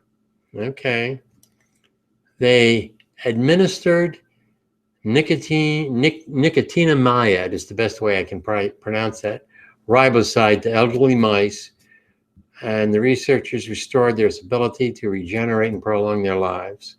Okay, well, I am very, very skeptical. I see these studies all over the place, but okay, I'm going to go ahead because I can't say they're wrong. They know more than me. All right. And and what I would say is this nicotinamide riboside is pretty amazing. So maybe we've got a substance here and more studies need to be performed to see how good this particular nicotinamide riboside actually is. Okay, let's see. Other studies say it's also be helpful in boosting metabolism. As mice, like all mammals, the regenerative capacity of certain organs, such as liver and kidneys and muscles, diminishes. Yes, as you get older. I want longer telomeres. Give me the longer telomeres. Their ability to repair them following an injury is also affected. All right. They wanted to understand the regenerative process. They did a bunch of research. Through the use of several markers, they were able to identify the molecular chain that regulates how mitochondria function, how they change with age. Okay. Normal conditions, these stem cells reacting to signals sent by the body regenerate damaged organs by producing new specific cells, at least in young bodies. Okay. They say they demonstrated that fatigue in stem cells was one of the main causes of poor regeneration or even degeneration in certain tissues. Okay. Well, they wanted to revitalize the cells, and they gave 2-year-old mice this chemical, nicotinamide riboside. It's close to vitamin B3. All right. Extremely promising. Okay, it's promising. I'll buy that. It means more research is needed, And people don't run out and buy mega doses of this substance. They're not really sure how well it's going to be. But it's good. It's encouraging that here is one study that shows this particular chemical had an effect on some 2-year-old mice. Okay. In the chat room, Mike and Rorx are agreeing, and yes, I absolutely agree. Economic stress does make more suicides. Absolutely. All right. Encouraging news. But it says, I mean, the headlines. The problem, headlines are written by press agents for these different universities. Vitamin stops the aging process in organs. No, that has not been proven by this study. Nicotinamide ribosides rejuvenate stem cells. In some cases, on a couple of 2-year-old mice. So the headline, I do not like that headline whatsoever. Let's see. Working at night is bad for the heart. What? I don't know. I don't know. Oh, this is who is this? Who's posting this? This is our friend Jay. Well, he's the college kid. He's going to school. He's studying this stuff. But I don't know. I don't know, Jay. Because I'm a night owl. It talks about increasing coronary heart disease in more than 240,000 nurses. Oh, nurses. That's kind of a stressful occupation. All right. Let's see. Yeah. All right, I'll read from the story here. Approximately 240,000 nurses working day and night shifts at irregular interviews around 5 years were examined. The results were nurses who also worked nights for more than 10 years have a 15 to 80% greater risk of developing coronary heart disease than those working without night shifts. You know, I got to say that the thing there is, there's a lot of factors. How come some nurses are working night shifts and some aren't, and some others aren't? How come some aren't switching back and forth? All right. The risk factor significantly increased after only 5 years. I want to see this peer reviewed. I can't say it's wrong, but I'm kind of skeptical.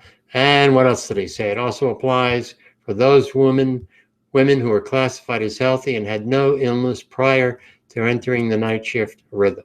Now, one thing is we all have a different circadian rhythm.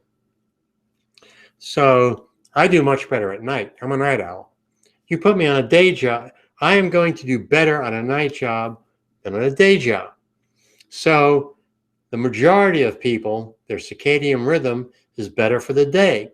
So if you take a nurse who's, most of their circadian rhythms are due to working during the day, you throw them into the night shift, they get stressed. That I can definitely buy. Okay, interesting, but I want to see this peer reviewed. Okay. All right. That's the thing. Yeah, a night shift versus day shift. And I did a study a couple of weeks ago. I think we talked about it, how if we can match our circadian rhythm with our job, you're in school, and the question becomes, what kind of career do you want to go into? At some point in the future, you'll be able to look at what is my circadian rhythm. Identify what's your best optimum working hours, and then match your best optimum working hours with an occupation. And that, I think, means where your circadian rhythm matches your work, it's going to be a healthier result for you, and you're probably going to do a much better job. So, yeah, circadian rhythm very definitely linked to our bodies, how our bodies perform. Okay. All right, let's see, chat room. Causes more stress is having to wake up early. Yeah. That's like for me, I am going to lunch with my retired buddies Saturday. I'm going to have to get up before noon. Now, I'm tonight, I'm losing my voice, but I will probably stay online till 4, 5, 6 o'clock in the morning. Okay. I'm going to try to go to bed earlier Friday night so that I'll have more rest Saturday morning, so I won't be half asleep when I go to have lunch with my retired buddies. And I know it's not going to work. I'm just going to sit up, go to bed maybe 12. I'm just going to sit up till 4 or 5 o'clock in the morning, my mind whirling, and I'm not going to be able to sleep. No, that's why. What else we got from Jay? A new scorpion from California reveals hidden biodiversity in California. Okay. More biodiversity. Biodiversity is good. Mike, he likes the second shift. Less boneheads there. I don't know. What there is usually is less supervisors. When I was in the military, I mean, I worked a desk job at night. And one of the reasons I did it, because there are fewer officers hanging around.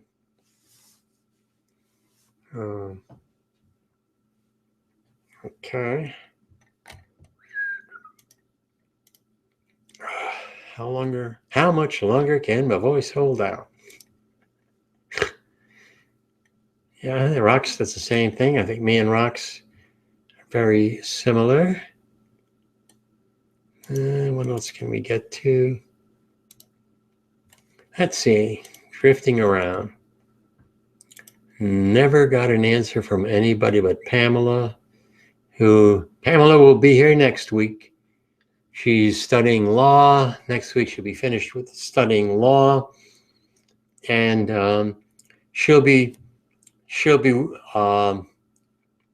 what's the term? Homesteading. What she does is to save money. I mean, she has a small apartment in town, but what she does is she has a business where people are going on vacation or something. They want somebody in the house to take care of the house. Maybe they got some pets and farm animals. And she goes into the farm. She, I guess it helps her with room and board, obviously. Saves on her expenses. Yeah, Rorx has skipped a couple of shows. Rorx. Pamela has skipped a couple of shows. She's studying for law school. Besides being a mom, she's and running a private detective agency. She's also studying for law school, and she's working on some papers for law school. Brisbane, no, she's in Cairns. That's near the coast, I do believe. I have no idea where she's going to be the following week. She sometimes goes to the Outback. She has no smartphone. I don't know. What she says is that the home she's going to be house sitting in has a much better internet connection. So her connection will be better next week. But that's why she has skipped the last two Hangouts. Detective agency, yes. Let's see, what careers? I know she was a nurse. She was a nurse for a while. She studied criminal law, or part of it, got her PI license, opened up a private investigating agency.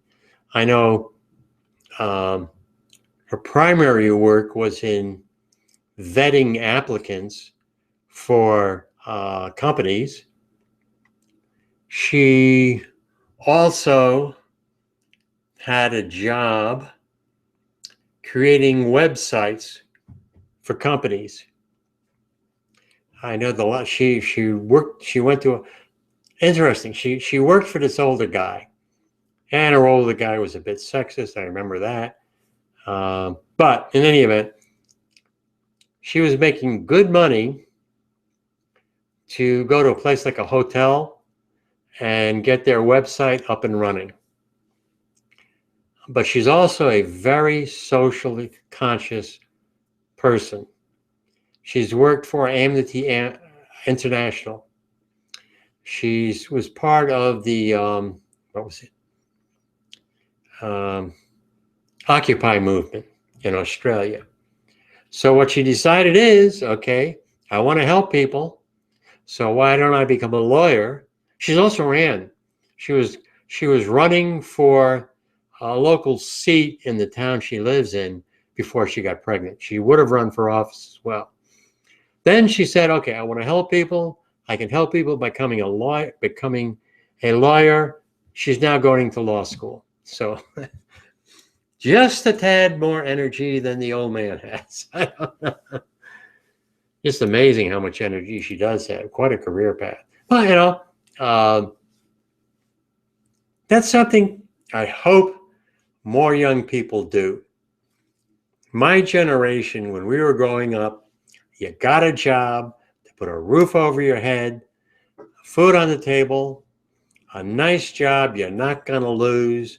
You hang on to it for 30 years, you retire, get your benefits. Then you go out and do something you like to do. That's changing. It needs to change. And that's the thing. I want more people like Pamela, or even our young friend Kyle, if Kyle is watching.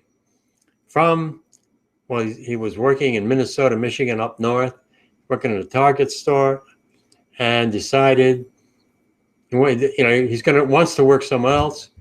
Now, I don't know the whole story. He just simply said, I want to go work someplace else, hopped on a plane, went down to Georgia, and now he's working in Georgia, looking for a job in Georgia, and he's going to work in Georgia. So he had a job at Target. For whatever reason, he wanted to change jobs. He might have been working, 12, 14 hours a day just to pay for his room, but he just went up and moved. That's great. That's the kind of thing. Okay, chat room. She is an interesting person, that is for sure.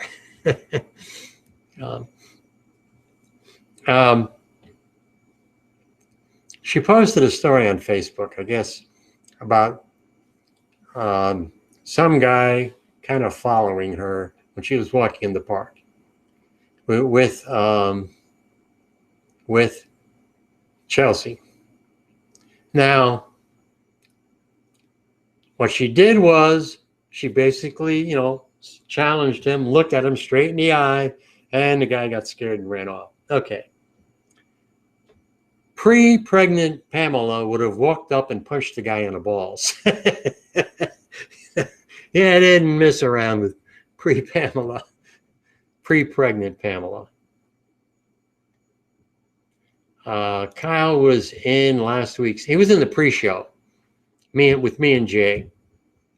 He's had a problem with internet connections as well, so he wasn't in the Hangout, but he was in the pre-Hangout with me and Jay. Nice kid, really nice kid.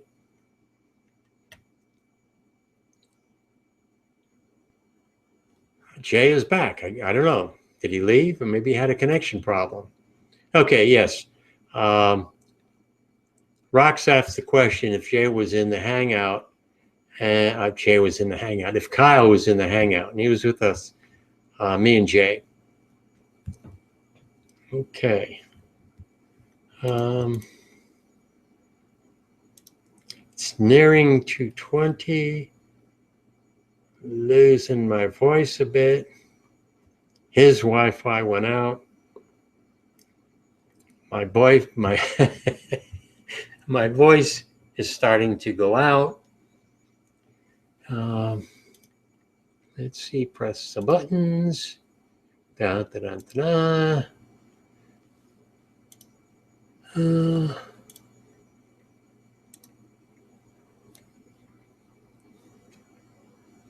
What is happening?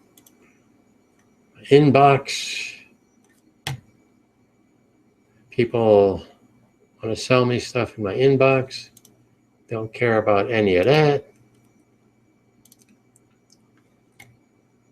Science with a twist. Who posted it? I will screen share a picture with you. This is from our group, Science with a Twist, on Facebook. I'll post it in the chat room in case anybody there wants to. Oh, Rorx is going. Okay, Rorx is going. Who does that leave? At least maybe me and Jay. Is Mike still here? Okay, is Mike, are you here? Let's see. I think haven't heard from Mike in a while. Gotta figure out. Mike is still, it's just me and Jay, blah, blah, blah. Just trying to find out who's in the chat area. Okay, I know Jay, just for your, what I'm going to do is screen share the Facebook group. How you can get to the Facebook group, Science with a Twist, which is our Facebook page, Facebook group. And I'm going to screen share. We got some weird characters here, weird looking critters. I even got a YouTube video, so we can look at a weird looking critter. That's a pretty weird looking critter. And the trench is 2.3 miles below the earth. Okay, I think you guys can see it.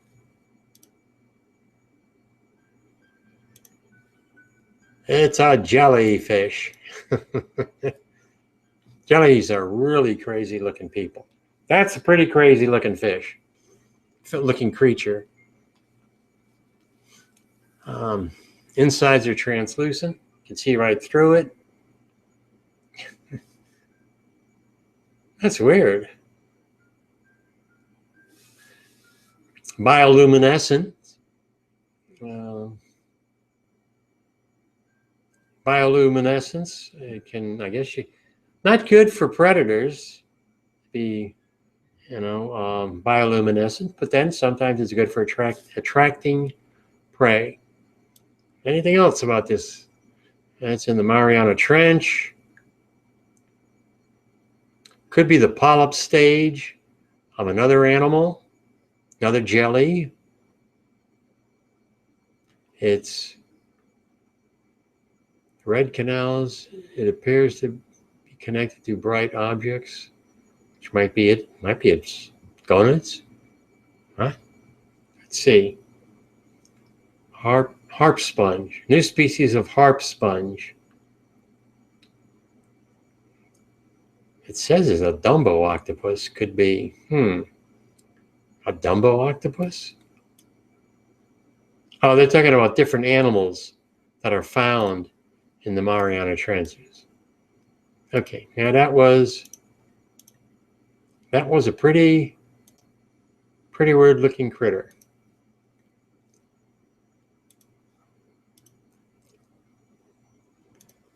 Anything else? Science with a twist. I think that's strange. I had the red dragon story we talked about. Don't really. Well, they talked about yesterday on TWIS how smart ravens are. Some studies ravens may be more intelligent than chimpanzees.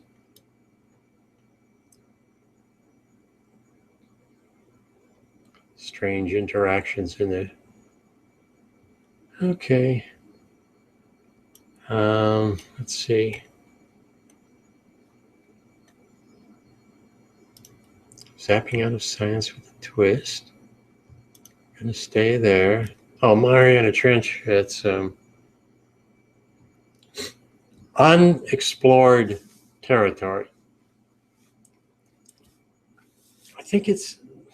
I do not know if this is still true, but I know 5 years ago, maybe 10 years ago, that we knew more about the surface of the moon and the surface of Mars than we did about the deep ocean, which I can believe.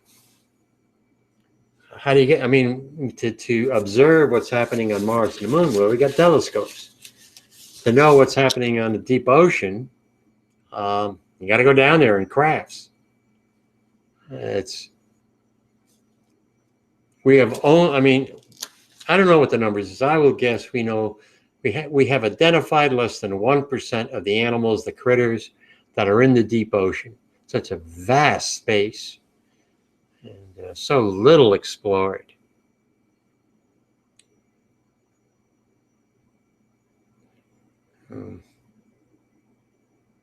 You have the sea vents, animals that live off a completely different kind of a system. They live off the chemicals that are produced from the sea vents.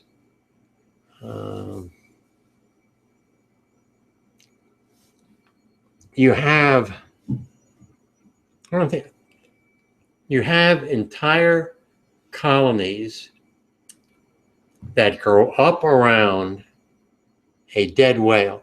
So a whale dies, goes to the bottom of the ocean. You will have entire colonies of animals find a way to find that whale, and they will spend their entire existence feeding on that one whale. And maybe there'll be, I don't, it's not spores is the word, that latch on to the dead whale, and they grow in the whale, and they go inside the whale, and they spend their entire lives feeding on one dead whale. That's pretty amazing.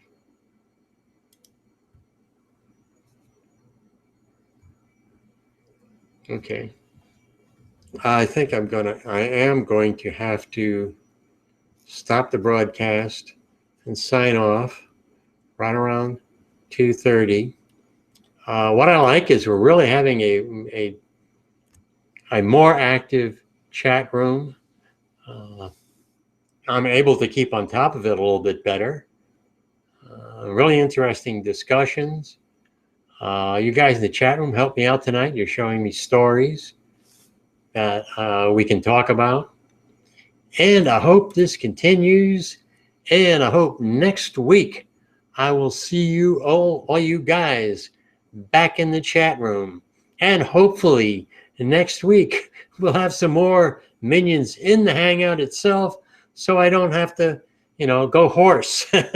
And you can hear some more interesting discussions. Pamela will be there.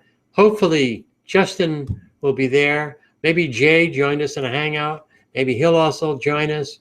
Maybe even Rorx will pop in. Who knows? And I will stop the broadcast.